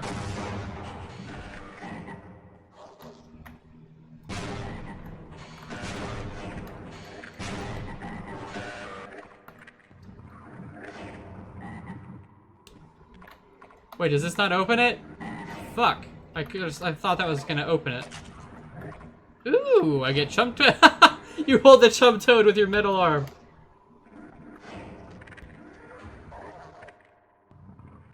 I mean, even today, modders get hired not super rarely. Like, it isn't as common as it used to be, but I still hear about it. I know that the folks that made Indorol, that Skyrim total conversion, I'm pretty sure I heard they got picked up by somewhere.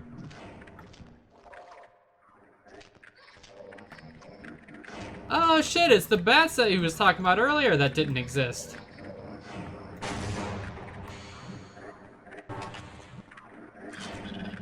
Oh my god, I'm just carrying a bat. Oh, this is so cute! Oh, you just get to carry around little explosive bat hawks. Oh, I love this. Okay, little buddy, I'm gonna put you down.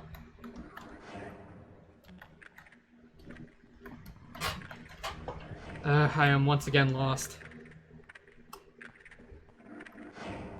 Yeah, modding gets you, like, genuine experience.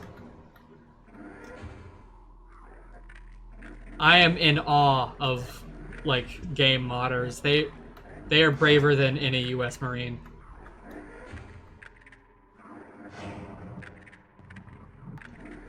So the lines come here, and then... Oh, they do continue. Never mind.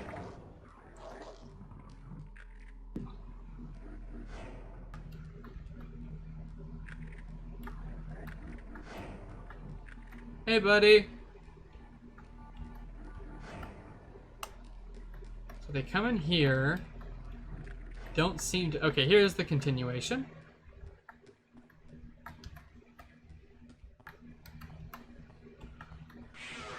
Shit.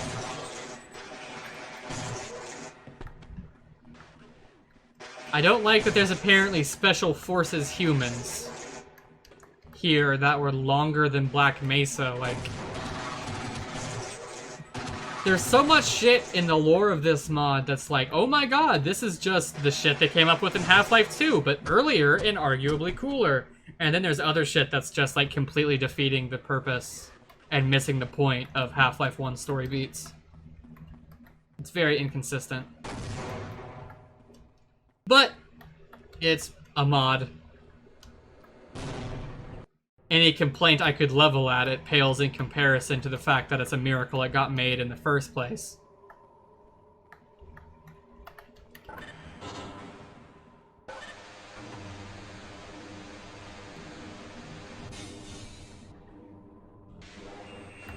No! Oh! I did not turn off Steam alerts.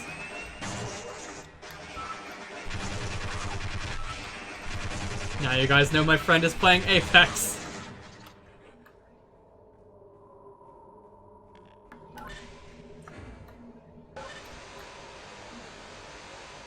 I wish I could enjoy MOBAs. Every time I try to get, not MOBAs, Battle Royales. MOBAs too, though.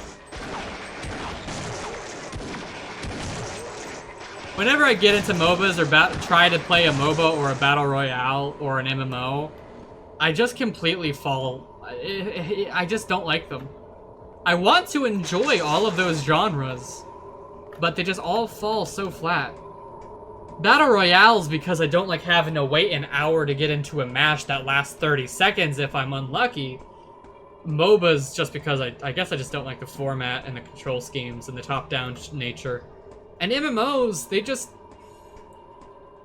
I understand that it would be nearly impossible to keep the server, like on track between so many players if it had actual combat, you know? Like, I understand that the reason MMOs have hotkey-based combat is because they kind of have to. Because that timers and hotkeys and cooldowns are very easy to have the server be consistent between all players, right? But it's also not fun. And also, the more I talk, the more I remember what I'm saying is bullshit. There's a MMO first-person shooter that managed that. Oh, what was that called? PlanetSide 2? If PlanetSide 2 can have a first-person shooter MOBA, not MOBA, MMO. I don't know why I keep saying MOBA when I mean Battle Royales or MMOs. But, if PlanetSide 2 could be a first-person shooter MMO in, like, what, 2009, 2011? Then I see no reason why a modern MMO can't at least have, like, basic action-adventure, like, combat mechanics. Like, at the very least. I'm not expecting Devil May Cry, although that would be baller as hell. But give me something. MMOs are just, here's a checklist, go wait. Checklist complete, come back. And I have nothing but respect for the genre and the people that play the genre, but I just can't get into it, which sucks because I want to. I really want to play. Ooh, welcome to Earth. We're in Black Mesa now. Fuck yeah.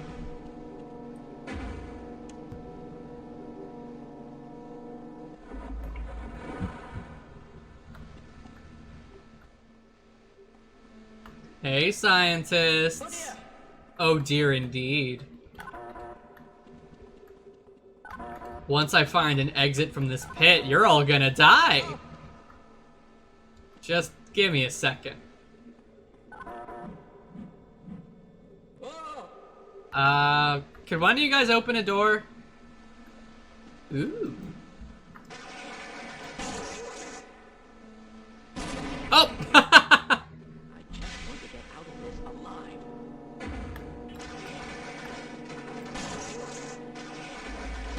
Yeah, the accuracy on the laser is shit and ass.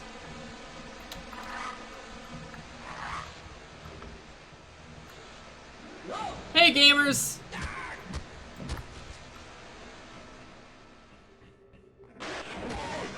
Aw, you ruined my fun. I was expecting a rampage. Did you have to interrupt?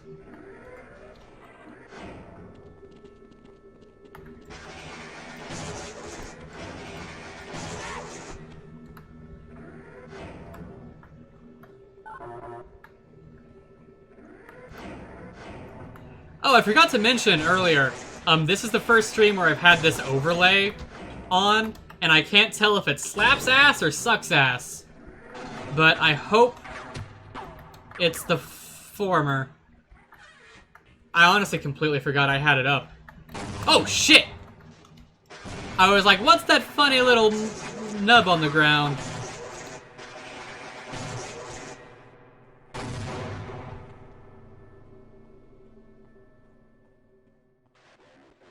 One day in the future, I will manage to have a goddamn low-poly Persona VTuber avatar, but as of right now, that is too fucking expensive. I'm hoping that if I'm currently saving money for Black Friday sales so I can get a computer upgrade, and I'm practicing Blender, which I'm not good at. I've only completed a couple tutorials and done one project alone. But considering all I'm wanting is a low-poly character model, I'm hoping that I'll be able to have my VTuber shit set up by, like, November. Roughly, assuming we don't all die by then in the balkanization of America. Not to imply everyone watching is American, but, America and California and, like, a bunch of other states are also huge importers and exporters of food. So, if America balkanizes, everyone's getting fucked. The kind of model, I'm hoping to have it be, like, N64 style, low poly, possum raccoon persona. But I haven't gotten that fleshed out yet. But I'm gonna have it be full 3D rather than, like, the like simulated 3D, 2D shit. I kind of hate how that looks. Yeah, I think once I get the money, it's gonna be really good. But the problem is like, you know, everybody says it doesn't matter if you paint good or paint with high quality paints, just paint and that will get you there. But my canvas costs $3,000 fucking dollars that I don't have. So I can't just paint. I'm over here drawing in the dirt with sticks. And like, I have a little hat set up for anyone walking by to toss me a few cents so that one day I can start to just paint. Fuck off with your aliens, colonial marines bullshit.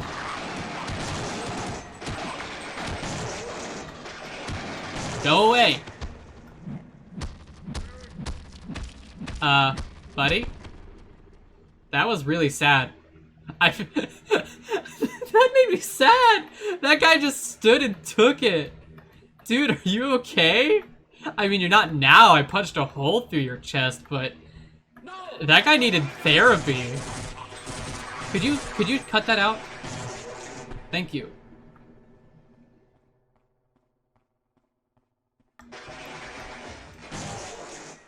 Oh!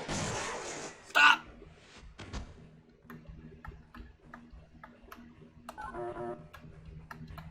Also, not to toot my own horn on a stream where I have 2 viewers, because I am F- tier content creator, but I recently hit 1,000 subs on YouTube, and I know I should, like, voice the thankfulness that I'm feeling more loudly in public, but I'm also freaking out a little, because, like, everyone is subscribing because of... Okay, so in 2019, I released my first 3 videos alongside each other, and one of them was a Tuca and Birdie video essay about how the show handles the theme of being a survivor of child sexual assault, and how amazing it handled that, coming from my perspective as, not to get too blue, someone with experience in that regard. And Season 2 of Tuca and Birdie just came out, and that essay blew the fuck up, having already blown up because of the first season being so big. And so that video now has over 100,000 views, when the next biggest video on my channel has 400. And I have 1,000 subs all coming in from that Tuca and Birdie essay, saying like, oh, this made me cry, this made me realize things about myself, subscribe, can't wait to see more. And I'm so glad everyone's enjoying that essay, but the rest of my content is going to be like, this is the politics of Doom. Here's the political implications of the roguelike genre. A series retrospective on Max Payne. Like, I'm mostly planning on doing like theme analysis of games, political analysis, and like Ludo narrative analysis of like video games.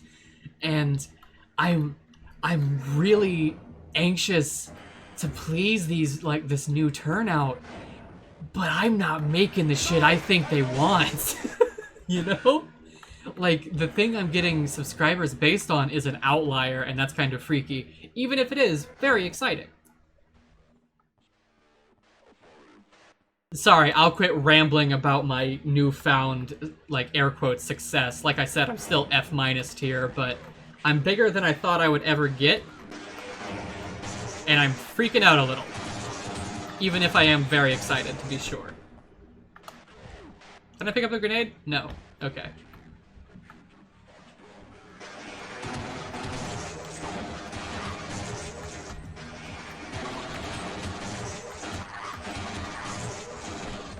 Oh shit, we got music playing.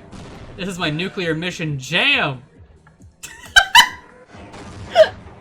That was stupid, I'm sorry. I'm so sorry, that was shit.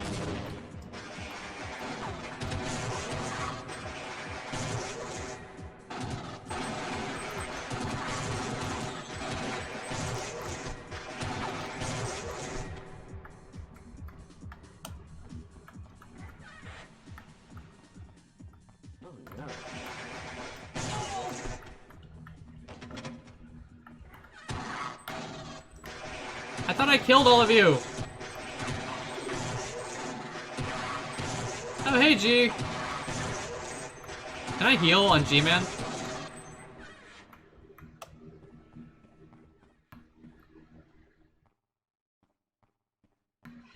Yeah, like, I'm glad the Tuca and Birdie essay is doing so well, but I'm really afraid that I'm gonna get, like, I have the self-esteem of a sad hamster.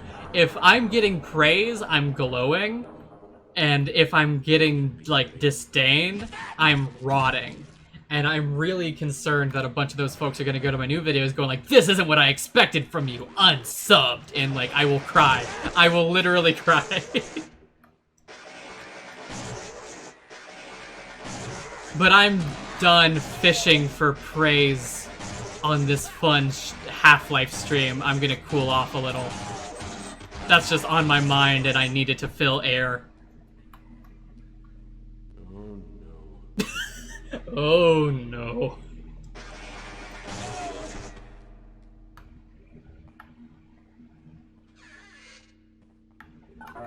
Another reason that I'm primarily wanting to have the 3D VTuber rig is so that I can have my gestures come across more clearly, because I am a very physical person. 90% of your subs came from zero punctuation fan animations you made when you were 16. How do you make a zero punctuation fan animation? Like, is it just taking his format? Or did you, like, make narrative little videos with Yahtzee and the Imps? No! I don't want to die! No! I don't want to die! Did you ever play Yahtzee Crowshaw's games, by the way? That dude's a talent. Oh no! Like, I'm pretty sure he's a chud a little bit. Don't quote me on that. I do not know. I seem to remember listening to his podcast and hearing some chuddish things. But he could have grown by then, I could be misremembering, etc. Don't quote me on Yahtzee being a shit, I don't know. But when it comes to video games, he's a talent. Like, you should look up, it was animations based on his Let's Play channel. Oh! That's cute, actually. I like that idea. Animating clips from his YouTube channel in a zero punctuation style. That's neat, actually. That's a really cool concept. I can see why that would get an influx of subs. If I had seen them back in the day, I probably would have subbed based on those. But, yeah, like, Yahtzee Crowshaw has made so many cool fucking video games. Like, there's one where you're, like,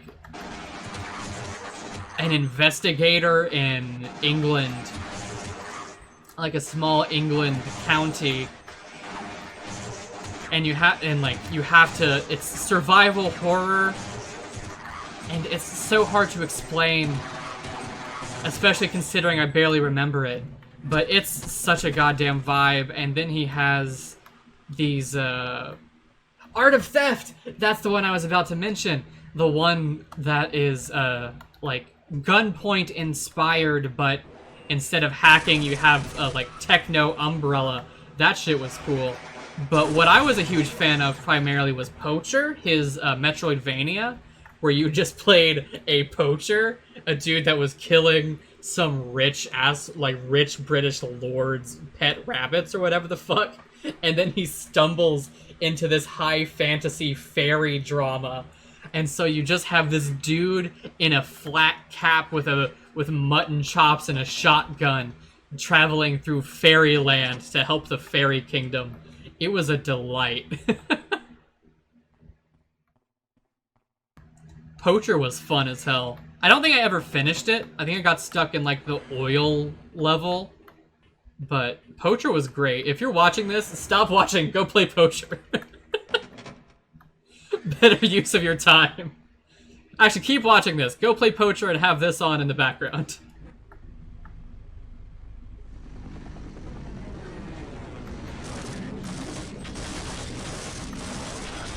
Oh, my boys!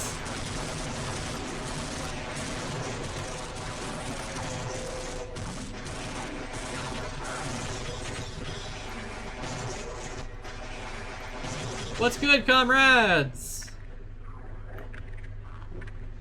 I keep instinctually going for the ammo pickups, but I can't get them. Can I get over you, buddy? Pal. This dude's pinning me. I can't escape.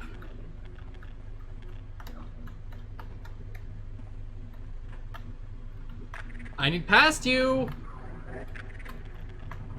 Fine.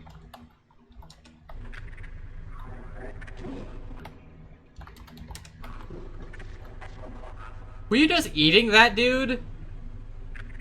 Gross. Unhygienic. You don't know where that's been. That's a fucking Marine. These dudes are gross as hell. Are you kidding? What's wrong with you? You're gonna eat Marine guts? Do you know what's in an MRE? And you're eating that out of his tummy? Ugh.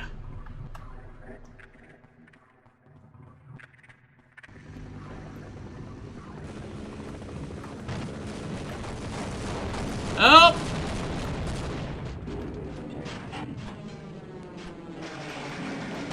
Wait a second, hang on. Wasn't this area here a set piece in Azure Sheep? I think I remember that. If I'm remembering right, that's cool as hell. Wait, actually I think this might be an opposing force.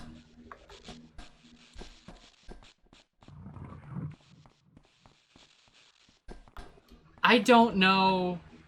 Yeah, I'm pretty sure this is a map in opposing force. That's cool as hell. I like that a lot. That's cool as hell. That's clever. I love that. I'm just kind of reeling. Just that's really cool.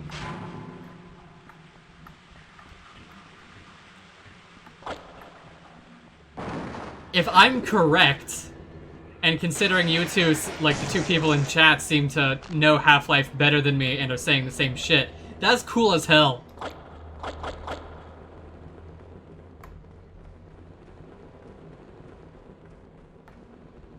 Can I go? Whoa, what the fuck just happened? What?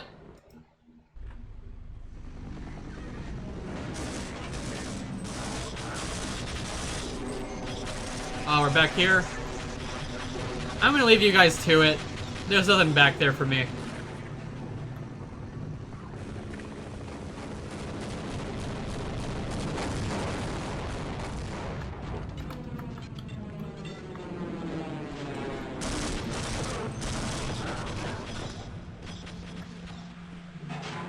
Okay.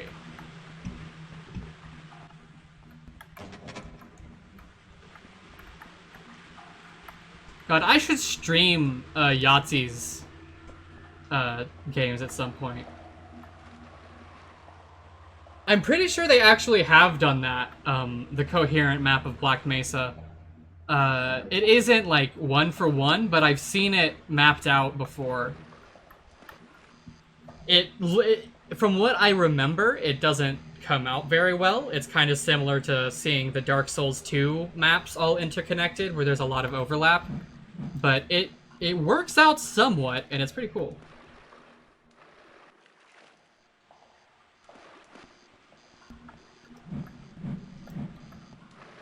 There's also a video on YouTube somewhere where they have opposing force Half-Life 1, Blue Shift, and Decay all synced up at the moment of the Resonance Cascade, and you see like the games take place in real time. It's really neat.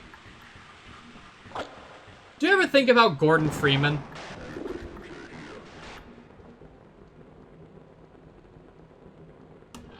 Gordon Freeman is like such a tragic character, but not in the way that's usually meant. Rat. Like, Gordon Freeman is a regular-ass scientist who got a regular-ass science job, only to later discover that he's doing some mad science shit.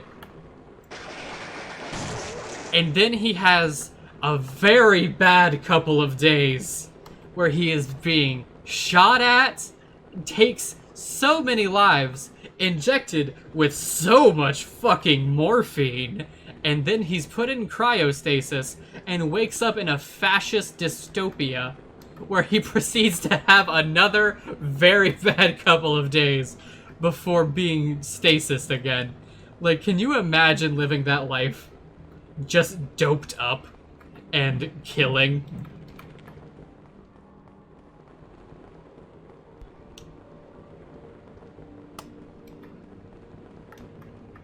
Yeah, Black Mesa's architecture is kind of funky. I like to think of it as just having a, like, Resident Evil situation. Like, you know in Resident Evil 2 Remake where you can find that, paper, that, like, receipt from the electrical company that is, like, chess-themed? The chess-themed electrical company? And there's, like, specifically a note scrolled near it, like, what the fuck is wrong with these dudes? Why can't you just run a normal electrical company? Why do your plugs have to be chess-themed, you maniacs? That's kind of how I view Black Mesa. It's a normal science... It's not a normal science facility. It's run by mad scientist weirdos, and that's why it's built like that. They wanted their mad scientist weirdo hut to feel as if it is full of mad scientist weirdos.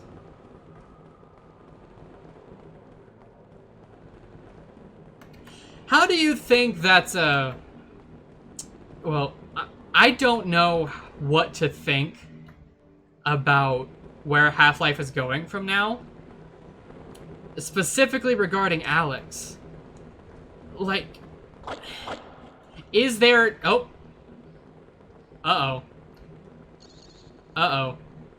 I don't think that the, police,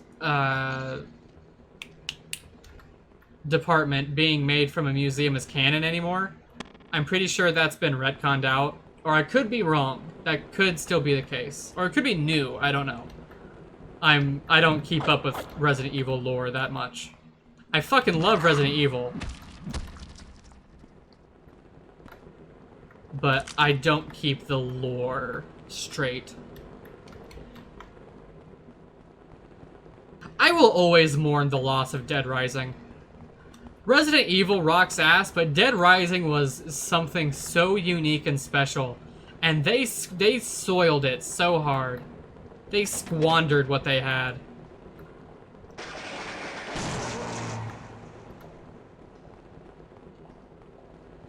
Dead Rising 1 was an absolute just masterpiece. Dead Rising 1 and Max Payne 2 are probably they probably tie for my favorite games ever. Because they know what they want, and they knew what they wanted to be, and they did it, and they did it well. But then the series just forgot what it wanted to be. You know what you're doing. And oh shit, I've been captured. I got distracted talking about Dead Rising, and then I got captured by the fucking scientists. The Great Escape. Dead Rising 1 is so good. And, okay, so I have an essay on this coming up, so I'm not gonna ramble about it too much, because I'll risk, you know, poaching my own shit. But Dead Rising and Resident Evil they have the same ratio of horror and comedy, but flipped. Resident Evil is a goofy apocalypse that is taken dead serious. And Dead Rising is a dead serious apocalypse that is taken goofily. Like, Resident Evil 1, you're up against reptilian gorillas and zombies, snakes, and spiders, and birds, and a big motherfucker with a meat sword hand and his heart exposed. But everyone is shitting their pants, because if you ran into that kind of thing, you would be shitting your pants.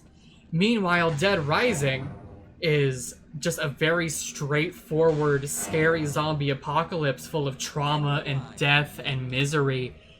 But it's not taken seriously because Frank is a nihilist, sociopathic bitch not to say sociopaths can't be good people. It is a mental illness just like any other, and people are capable of empathy even with it. But he doesn't really give a shit. I mean it in the, like, shitty way where you shouldn't say it, and I regret saying sociopath in that context. I apologize. But, yeah, he's just so... Frank is a piece of shit. He isn't evil. He 100% wants to help people. He will not refuse to help someone just because there isn't gain in it for him. But he also won't go out of his way if there isn't gain in it for him, you know? If helping someone takes nothing from him, he will do it. But he also needs motivation to do it. He isn't a white knight hero. He's a bit of a bitch. Yeah, he's so awkwardly charismatic, and he's mean to the feds, and I love him. I am into him. I think he's cute. But he's a bitch. He's such a bad person, like, unironically. By the end of the game, he's come into his own as a hero a little bit, but his primary motivation isn't to help people, it's to get his name out there. He's kind of like Abe Lincoln. Where by the end of the Civil War, Abe Lincoln was freeing the slaves, but his motivation was to keep the Union together, you know? And he was explicitly saying multiple times, like, Abraham Lincoln didn't give a shit about freeing the slaves. That was a means to an end of keeping the Union together. And like, he said, like, if I could reunite the Union without freeing the slaves, I would, said shit-ass Abe Lincoln. And that's kind of how Frank is. Because he's like, listen, I don't give much of a shit about saving people and being a hero, but that is a circumstance that will get me big, and also, I wouldn't want to go through this, so I'll help some people if I have the time. And that's so engaging, and because he doesn't take the very serious apocalypse seriously, it gave the game such a unique flavor. And there's a Resident Evil game happening in Dead Rising. Like, Resident Evil is known for its, like, calm but badass women protagonists and its serious, gritty men protagonists, right? Well, what's Brad and... Shit, what's her name? Elizabeth? Is that the DEA woman? In Dead Rising 1? I forgot her name. But, yeah, they're a Resident Evil duo in a very serious apocalypse, but because this isn't that kind of game, they end up dying, and Frank, the bitch-ass... Isabella's the, terrorist woman. I'm talking about the one that's, Brad's, like, second in command. The woman in the main room. Not Carlito's sister. But yeah, it's... Dead Rising 1. Jessica! Yeah, Jessica. And... It's so unique, and it's a perfect inversion of Resident Evil, and they had so much meat on those bones, and then every game after Dead Rising 1 just did it worse and worse and worse. Like, it just sucks. It sucks so much. I'm gonna stop being a bummer about Dead Rising now. I get worked up about it. It's so good. No, get back! Dead Rising as a series, yeah, it's my Silent Hill, where the first one's good, and the big one is good. So Dead Rising 1 and Silent Hill 2, the big ones, you know? And then there's the next one, Silent Hill 3 versus Dead Rising 2, where it's like, okay, you're kind of misunderstanding some of the key points, but this is still good. And then every next entry is just worse and worse and worse and worse. I will never forgive them for Dead Rising 4, straight up. Whoever was involved in Dead Rising 4, I want to bite their knuckles. I hate every single person from every art designer and programmer that worked on Dead Rising 4. I want to hurt them. Not injure them, but hurt them. Like a toe stub, not a cut, you know? And I know that's unfair, they aren't the creative leads, but they were complicit.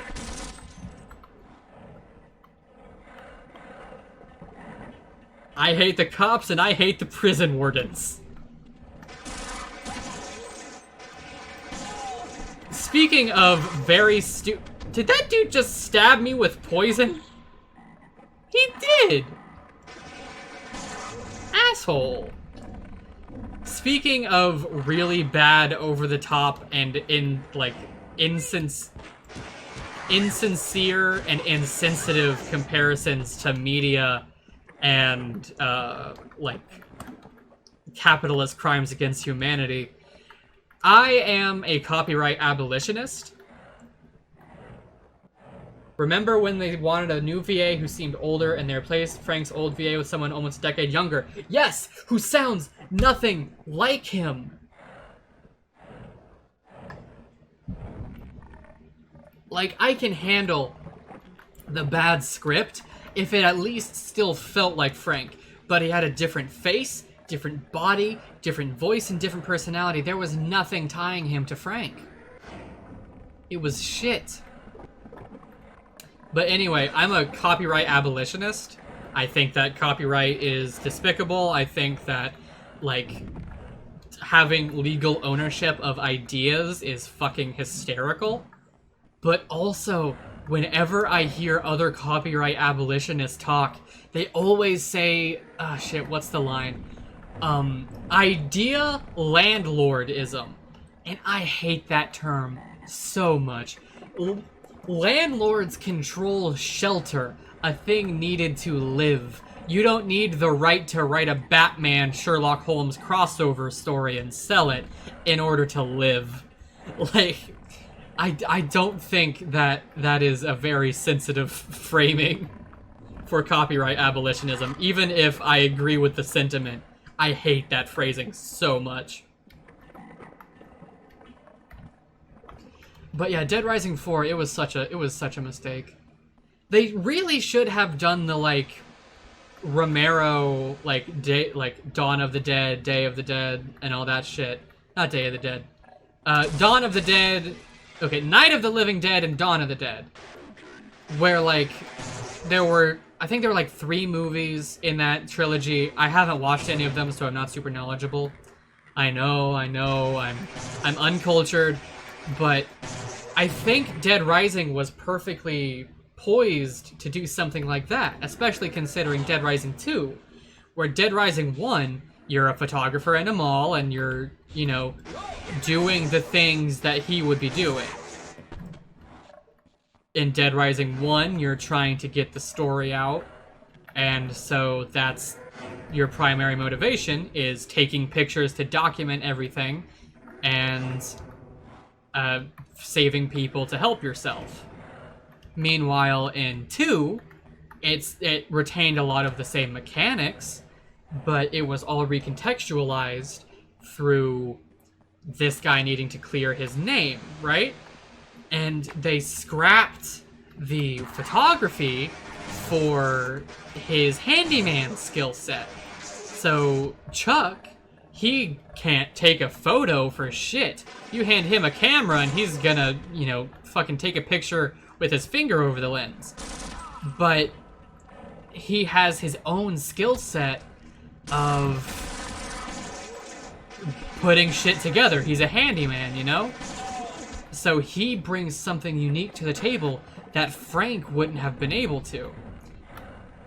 And then they have Off the Record, where Frank can do that shit.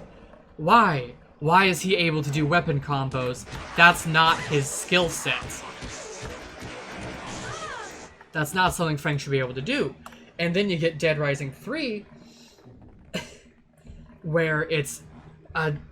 they heard the complaints about Dead Rising 2, with Chuck being a bit of a stick in the mud, and so they had Nick Ramos be silly and goofy like Frank in gameplay, but he's even more of a stick in the mud in cutscenes.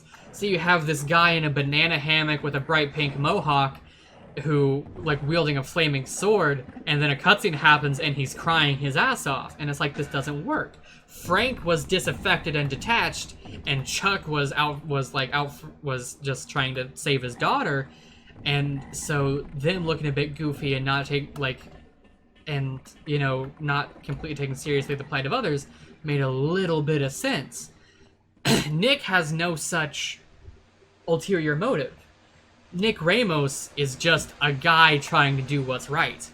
He's trying to escape from the city and save his friends, and save anyone else he can along the way. Frank saved people to look good and, like, get, like, cooler news coverage and interviews.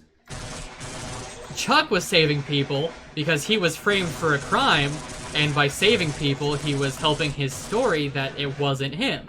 Because if he was the terrorist that released these zombies to kill people, why is he now saving those people, you know?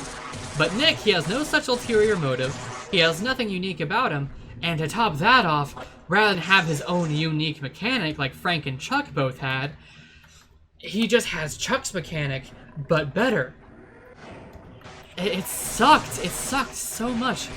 And then you got Dead Rising 4, where Frank has Nick's mechanic, but better, and also his photography, but more detailed, so he's now just the ultimate mechanic, handyman, and photographer, when that's not who Frank is. It's just heartbreaking. It's just genuinely fucking heartbreaking.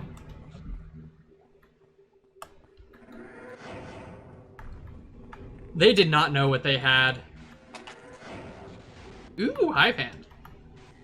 I don't know why I said ooh. I hate the Hive Hand. I hate the Hive Hand a lot. Okay, I think I'm here in like 16 minutes. I'm gonna be winding down because I've been streaming for almost 3 hours at this point, and my partners will need to sleep soon.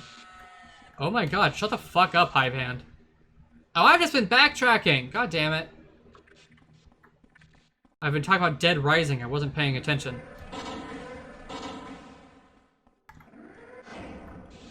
I'm gonna read the journal real quick, see if I've missed anything there.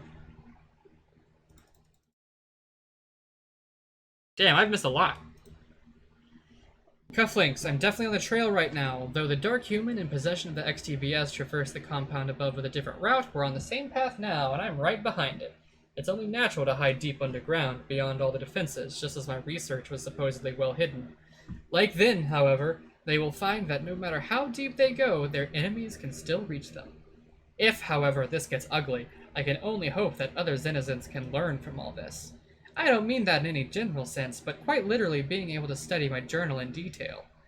This is because superworkers like myself are capable of leaving our thoughts behind after our passing. Though this advancement wasn't originally conceived of for this end, it is primarily for research purposes, it does allow us to leave a legacy. I'm speaking of our wrist symbiotes. Unlike our collars, wrist symbiotes are only designed as foci for our electrical attacks. In superworkers, wrist symbiotes additionally serve as external storage units where we can record our thoughts. Everything that has occurred to me so far is embedded in these two symbiotes, and I will continue to do so until this ordeal is over, one way or the other.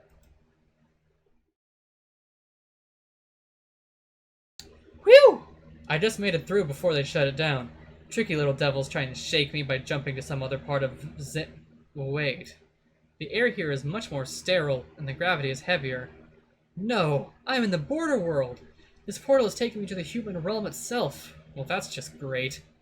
This certainly complicates things. Now not only must I find the XTBS, but I must also locate a Zenizin attack force so that I can find a portal to take me home. At the moment, however, it appears that I'm stuck here. I cannot merely sit around and wait for the humans to amass an attack force to wipe me out. No, I'm gonna have to find some way of breaking out of here.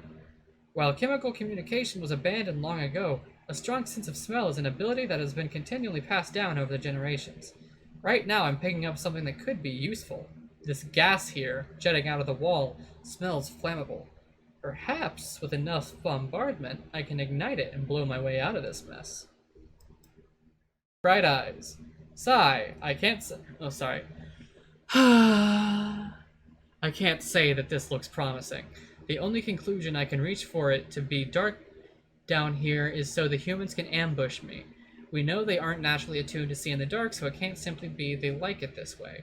The real problem is that my primary attack will show the humans exactly where I am, considering that whenever I use it, I light up like, well, a bolt of lightning. The good news is I can see in the dark, somewhat. Workers possess 5 different eyes, 1 large primary eye, 1 small primary eye, and 4 secondary eye. These secondary eyes possess a sort of night vision. In areas where light is insufficient, we can focus through our secondary eyes for limited periods of time before the strain becomes too great. The second eyes pick up and amplify whatever meager light there is in a very short range, particularly light of the red spectrum. Truthfully, eyes are not a natural occurrence for our species. When we were crawling around in tunnels, we had little use for them since chemical communication was far superior. After our evolution, however, we needed something better suited to living above ground. After giving it serious thought and studying other native creatures, we decided that eyes would be the most rational choice. They just decided on eyes. Looking down. This dark leader and its cruel tricks, thinking it can just let its troops handle me while it waits safely above. The condescension with which it brushed off my attack like it was nothing special is infuriating. No matter how powerful it is, it's not invincible. You hear me? You're not invincible. You are no doubt responsible for the theft of the XTBS, and so help me, you will answer for your crime. It's a shame that humans cannot speak our language, because if they could, I would have some choice words for the Dark Leader. Since only overseers in the Great Nihilith can telepathically project their thoughts, vocal communication is a must for our species. Our spoken language is very rich in comparison to the relatively simple human version, and even if they could grasp the depth of it, their vocal cords are not designed to speak it. Our vocal cords, on the other hand, are more advanced than theirs. This allows us to say the few human words that we've managed to learn. In practice, though, we mostly just insult them. I'm sure there are a few words the humans have that are much more foul than those that we currently know. I would gladly seize upon an opportunity to learn these so that I could let the Dark Leader know just how I feel about it. Zonst is like, I can't wait to learn human slurs. I am so excited to learn the human slurs so I can offend the man in the suit. Falling down. Damn these dark humans. Damn them all. They are slaughtering their fellow humans for no fathomable reason. The yellow humans appear to be mostly defenseless, having to rely on whatever meager weapon they can scrounge up. The poor souls that cannot have petted them. Oddly enough, they remind me of our own working class shudder. I am not so naive that I do not see the parallels between what is happening here and what happened to those who failed the cause. The crucial difference, of course, is that these humans don't appear to have done anything wrong. They are being slaughtered by the dark humans simply because the dark humans appear to enjoy it. I wonder, though, if the overseers enjoy killing our own failures. What am I saying? Shudder. Now is not the time to let my rebellious genetic glitch get the better of me. We are the good guys and humans are the bad guys. Well, the dark humans are the bad guys at least side. I need to find an overseer soon. So much time without symbiotic stimulation is beginning to take a toll on me. I feel wrung out and shaky, sort of breath and not thinking clearly. Okay. God, I have so many left to read. This tunnel system is rich with the XTBS signature. Very recently it has been taken through here, though I cannot fathom why they would take this route. This is the shoddiest tunnel I have ever seen. It looks like it could collapse at any moment. Perhaps that is the reason why they took this route. Who in their right mind would look for them within? Unfortunately for them, they do not seem to realize I can track the XTBS telepathically. I must quicken my pace. The XTBS is just ahead, the dark human carrying it, perhaps slowing down now that it thinks it's lost me. If I can retrieve it here, I can journey back up to the surface and regroup with some denizens I passed. No border world operation takes place without some retrieval point somewhere nearby, a portal that the task force can use to return to Zen. One of these task forces is sure to know where and when a portal is scheduled to appear. Then it's simply a matter of being in the right place at the right time. With the XTBS safely in my hands again, the overseers will be able to let the Great Nihilith know that all is well, and then I will be rewarded for all my diligence and hard work. Violent shudder. Damn it! No, I fell right into their trap. I knew there was something wrong about them taking the XTBS into that tunnel system, but I didn't think it through. My mind's been too muddled as of late. I don't understand it. The Dark Leader is obviously in control of the Dark Ones, but here it hands me over to the White humans, the very same humans the Dark Ones were killing. Why? Clever of the little weaklings to lure me into water like that. The element's conductive ability makes it impossible to use a natural attack while mostly submerged. If I were to be standing in a pool of it, I would still be able to channel up enough energy to defend myself, but underwater we must rely on our claws. Trapped like that left me at their mercy, and now they have me locked up in a container barely large enough to hold me. Arg, violent shudder. I can't take it anymore. I need to get out of here. I need to oversee it. I need it, damn it, I need it. Get me out, get me out, get me out. It hurts, just let me out. Arg! Okay, so he's like chemically dependent on their praise. That's fucked up. I like this. This is really cool. I don't believe it. I was in the middle of a long, exhaustion-induced rest when the most terrible din awakened me. I don't know what exactly happened, but one of our warriors is releasing the captured denizens from their prisons. Now that I'm no longer captive, it's time for some payback. They may have taken most of my weapons, but I'm still a potent threat. I think the worst of my fit has passed. I don't feel better really, but something's different about me. I can't quite put my finger on it, but I don't feel the need for approval as strongly as before. The malleability of our species should never be underestimated. If I can adjust to live without an overseer to reward me, then the now daunting task of achieving the XTBS can be overcome as well. I cannot sense the XTBS anymore, but that doesn't mean all hope is lost yet. It is simply beyond my range of detection. I must work my way back above ground where I can make better time, then scout about until I pick up a reading. I would imagine the entity encasing the XTBS only has a few hours or less before it loses control. Let's hope that's enough time for me to find it again. Okay. With all that read, my new plan is the moment I get a title card, I'm done. I'm done for the night. Man, this hive hand does not like me. Okay, so this is where I came from. Nothing I can do in there. Open that back up.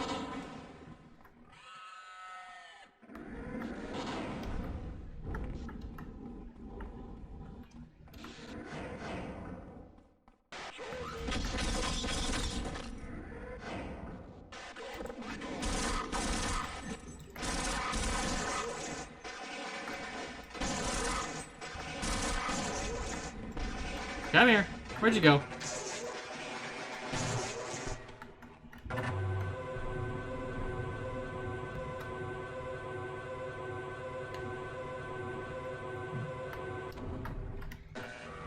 I need a security card. Okay. Back up we go.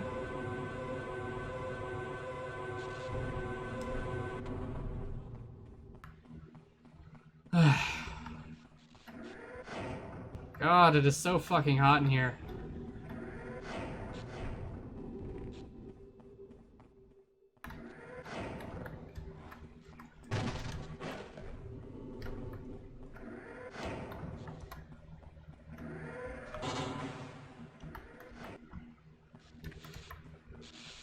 Okay, this is the place where I can't do anything. Let's give it one last check just to make sure.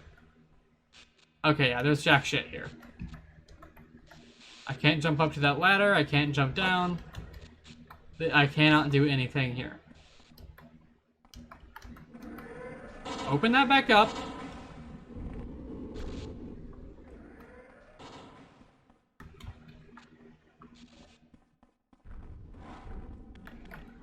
Can't get in there.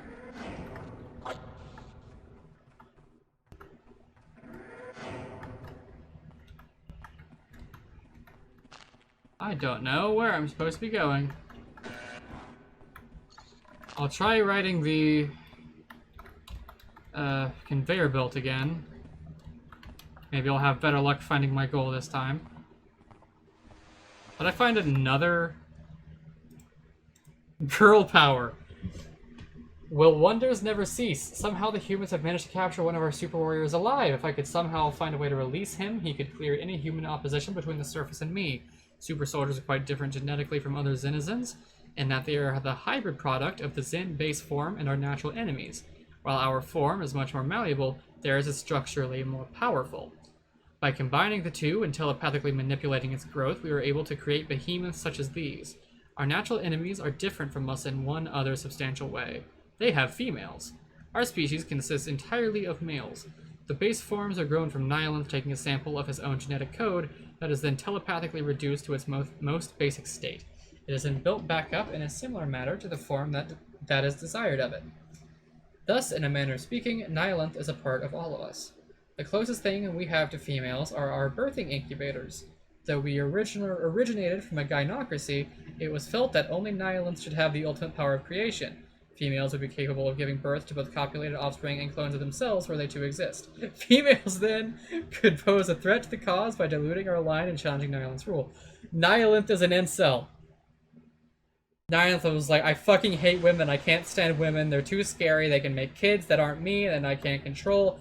I'm done with women. Kill all women.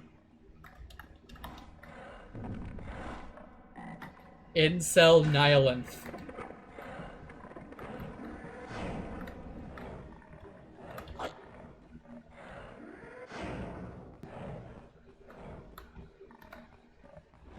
Huh.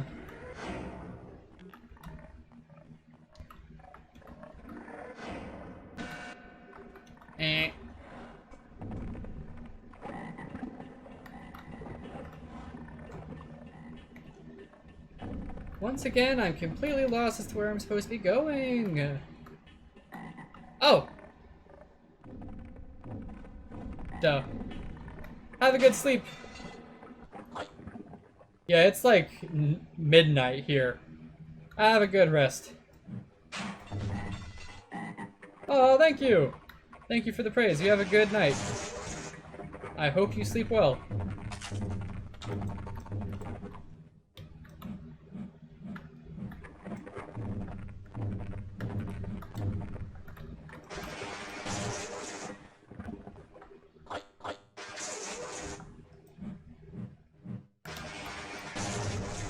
Okay, hang on. So you're telling me this fucking... Is this not the place I'm supposed to be? Did I just find a Chum Toad secret? And that's it?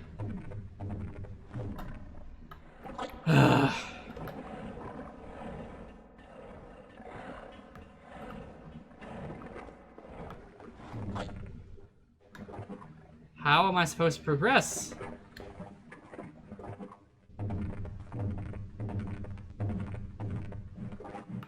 That doesn't bust open. This doesn't bust open. This doesn't bust open. None of it busts open.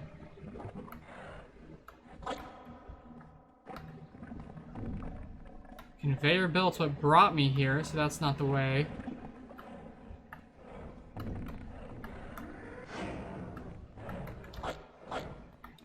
Once again, this is a dead end.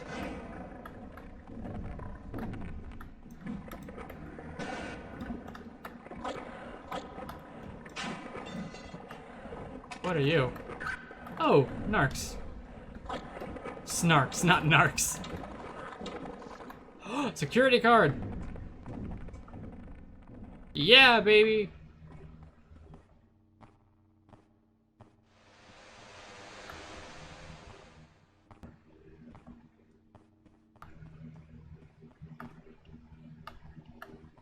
Finally, progression.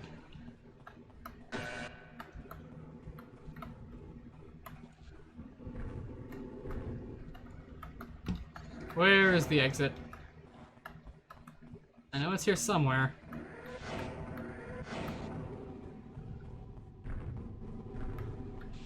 Here we go.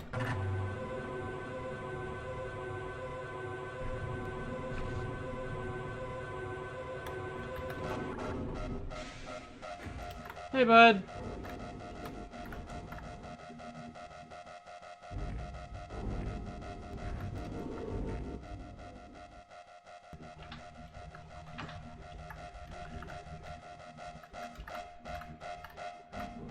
I immediately, once again, have no idea what I'm supposed to be doing.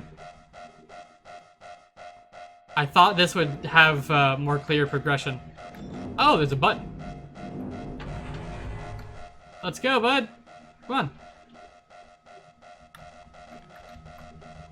You coming? There we go.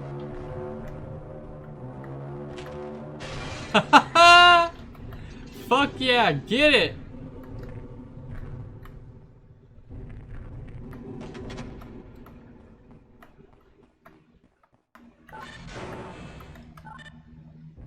Wreck shop, babe, come on!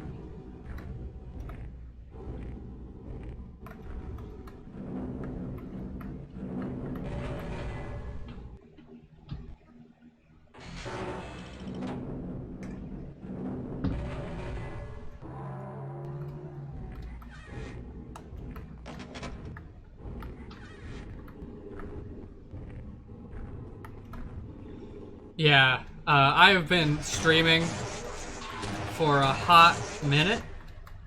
It's very hot, and I need to be able to turn the AC on without risking a breaker flip. And also, I need to let my partners back into our bedroom. So, the next time I see a title or chapter card, I'm gonna be done. Oh! Vortigaunt on the mounted LMG. What will he shoot?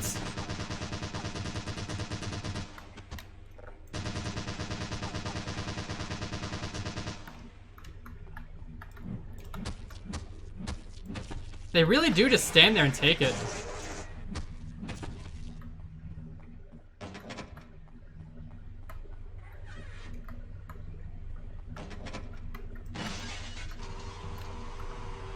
Hi. You don't mind if I just get up on top, right? Right. You get it. You understand me.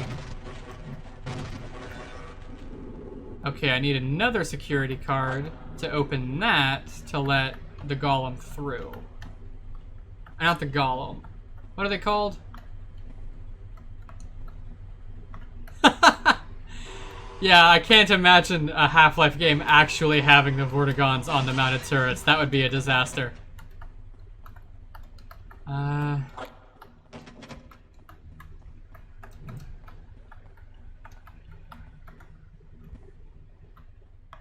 Where is this key card I'm needing? Grenade?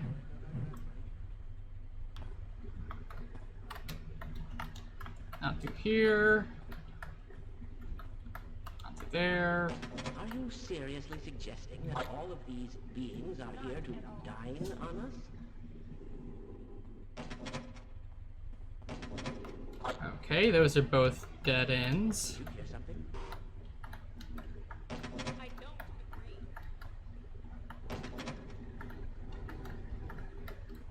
Oh, there's a staircase up.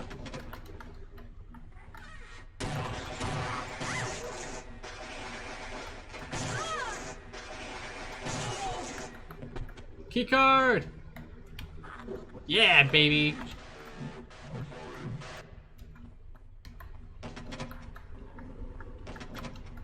Alright.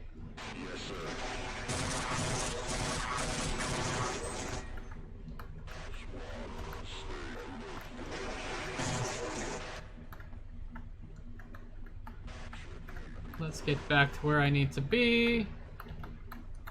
This is gonna take all of my swoos abilities. 2, 1, swoos! Let me watch me just swoos right through. If I had fucked up that window jump, you would have blown me to bits, wouldn't you have? Wait till you meet my girlfriend. Come on in, babe.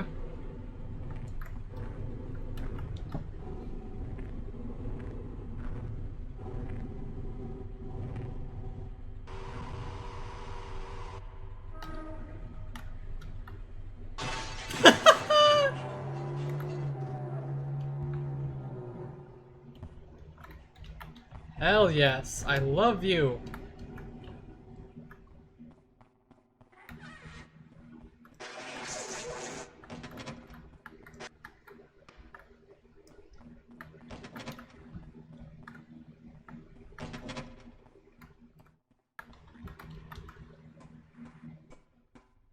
It can't get any worse than this.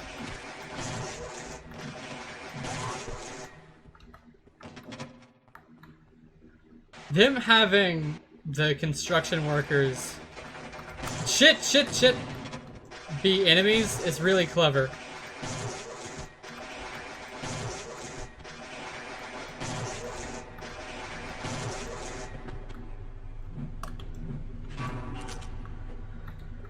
More snarks.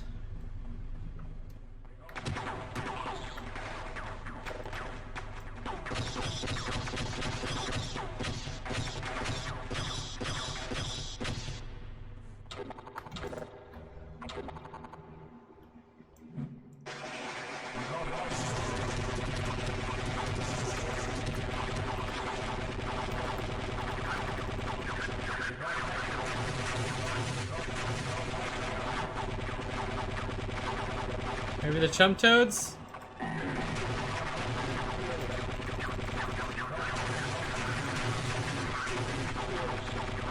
Wow, this is not going well.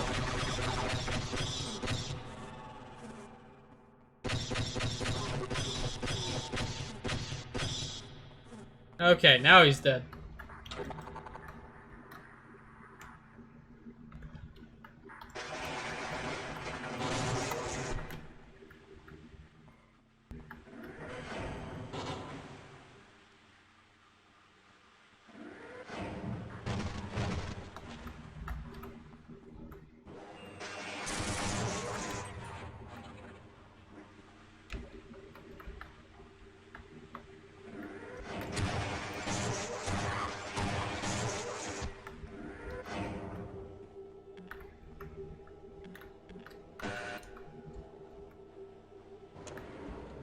I don't know what any of these buttons do. Ah!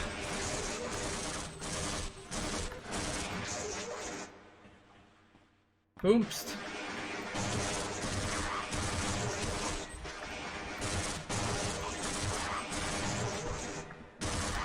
Shit!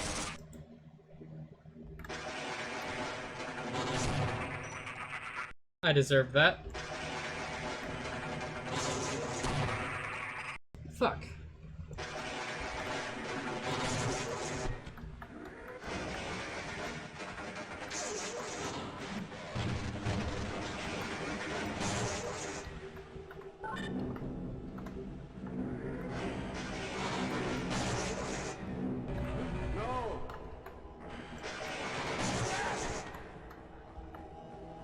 This is a totally different place than I found the first time.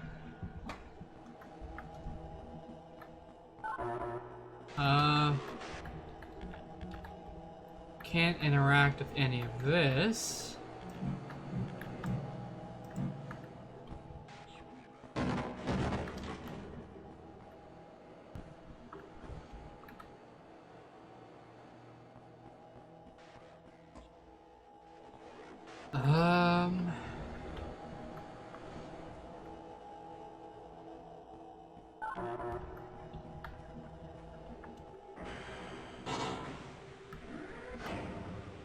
Let's go find the other place that I first found.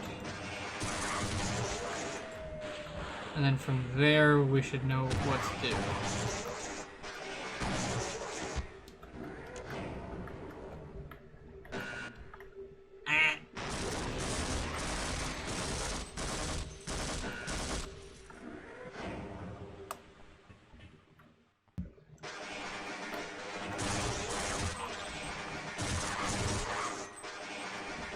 Hello?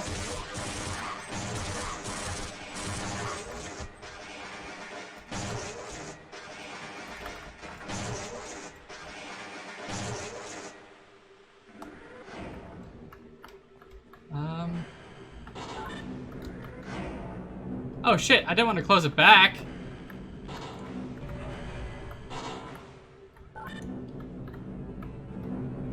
So with this now accessible...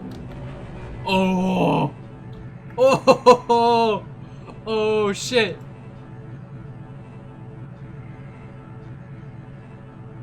Hell yes! So cool. I'm gonna ride the roach ship into the sunset. Fuck the sphere.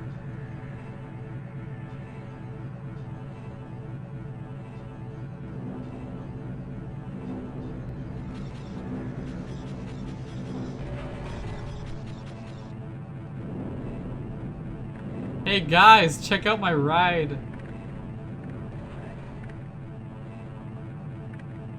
I have a cool spaceship horse and you don't. Battling the beast. Alright. Aw. Have a nice life. I will name you Puppy. Okay, I'm gonna read the journal entries I've gotten in the meantime, and then the stream will be done. Stationary human weapons like these we are capable of commandeering for our own purposes. The problem with freestanding weapons is that they kick so violently when fired that we can't use them effectively. We're forced to rely on our own biological means in order to combat the humans. They don't seem to have any trouble, though, turning our own weapons against us. Odd, when considered in context with the prophecy my entire research is based on. The secret of their success will be the instrument of their downfall. That could easily hold true for the humans as well. Of course, with the way things have developed, I shouldn't hold any credence in that saying. Ever since I've gotten over my craving for approval, I've found myself looking at things differently, even nihilant than the cause itself. With no overseers around to constantly keep my focus in check, my superior intellect is beginning to wander. I haven't been able to collect all my thoughts yet, but the bits and pieces are so far simultaneously unsettling and fascinating. I will give these thoughts time to gestate and see what develops from them. I feel a paradigm shift may be in the making. Yes! I never would have believed I would be glad to see how resourceful humans are, but a transport is exactly what I need right now. These creatures were created through a combination of manta and sphere genetic material, the combination of which is loyal but powerful. If I can figure out a way to release it, as well as a way to reach the surface of this place, I can use the transport to quickly pinpoint the location of the XTBS and drop me off nearby. I realize I have never recorded just what the XTBS is, and seeing as the clock is ticking down towards the point where I may lose it forever, I think now would be a good time to do so. The XTBS combines the sphere creature with several technologic features. I converted this visual apparatus into a non-specific retinal pattern in order to bypass the anthropomorphic security systems humans are so fond of. Due to rumors of security systems featuring vocal recognition, I also implemented the facilities for speech. I replicated what is called a gun by crafting a three-pronged, Nasut-like structure to the sphere, a gland which produces quick solidifying chitin, supplies the projectiles. Bioelectrical energy generates power to rotate the biogun, and a pair of glands whose secretions react explosively together provide the propellant. The final product is highly mobile, isn't deterred by security measures, and is powerfully armed. I wonder, however, if I could put it towards a different purpose. Seeing as I'm apparently 3/4 through the game, I'm tempted to continue, but... yeah. I'm gonna leave it for now. Thanks for tuning into the stream, everyone. I hope you've had a good time. I certainly have. This mod's a goddamn delight. It's all the good of Azure Sheep with none of the bad. And, have a good night. Have a good day.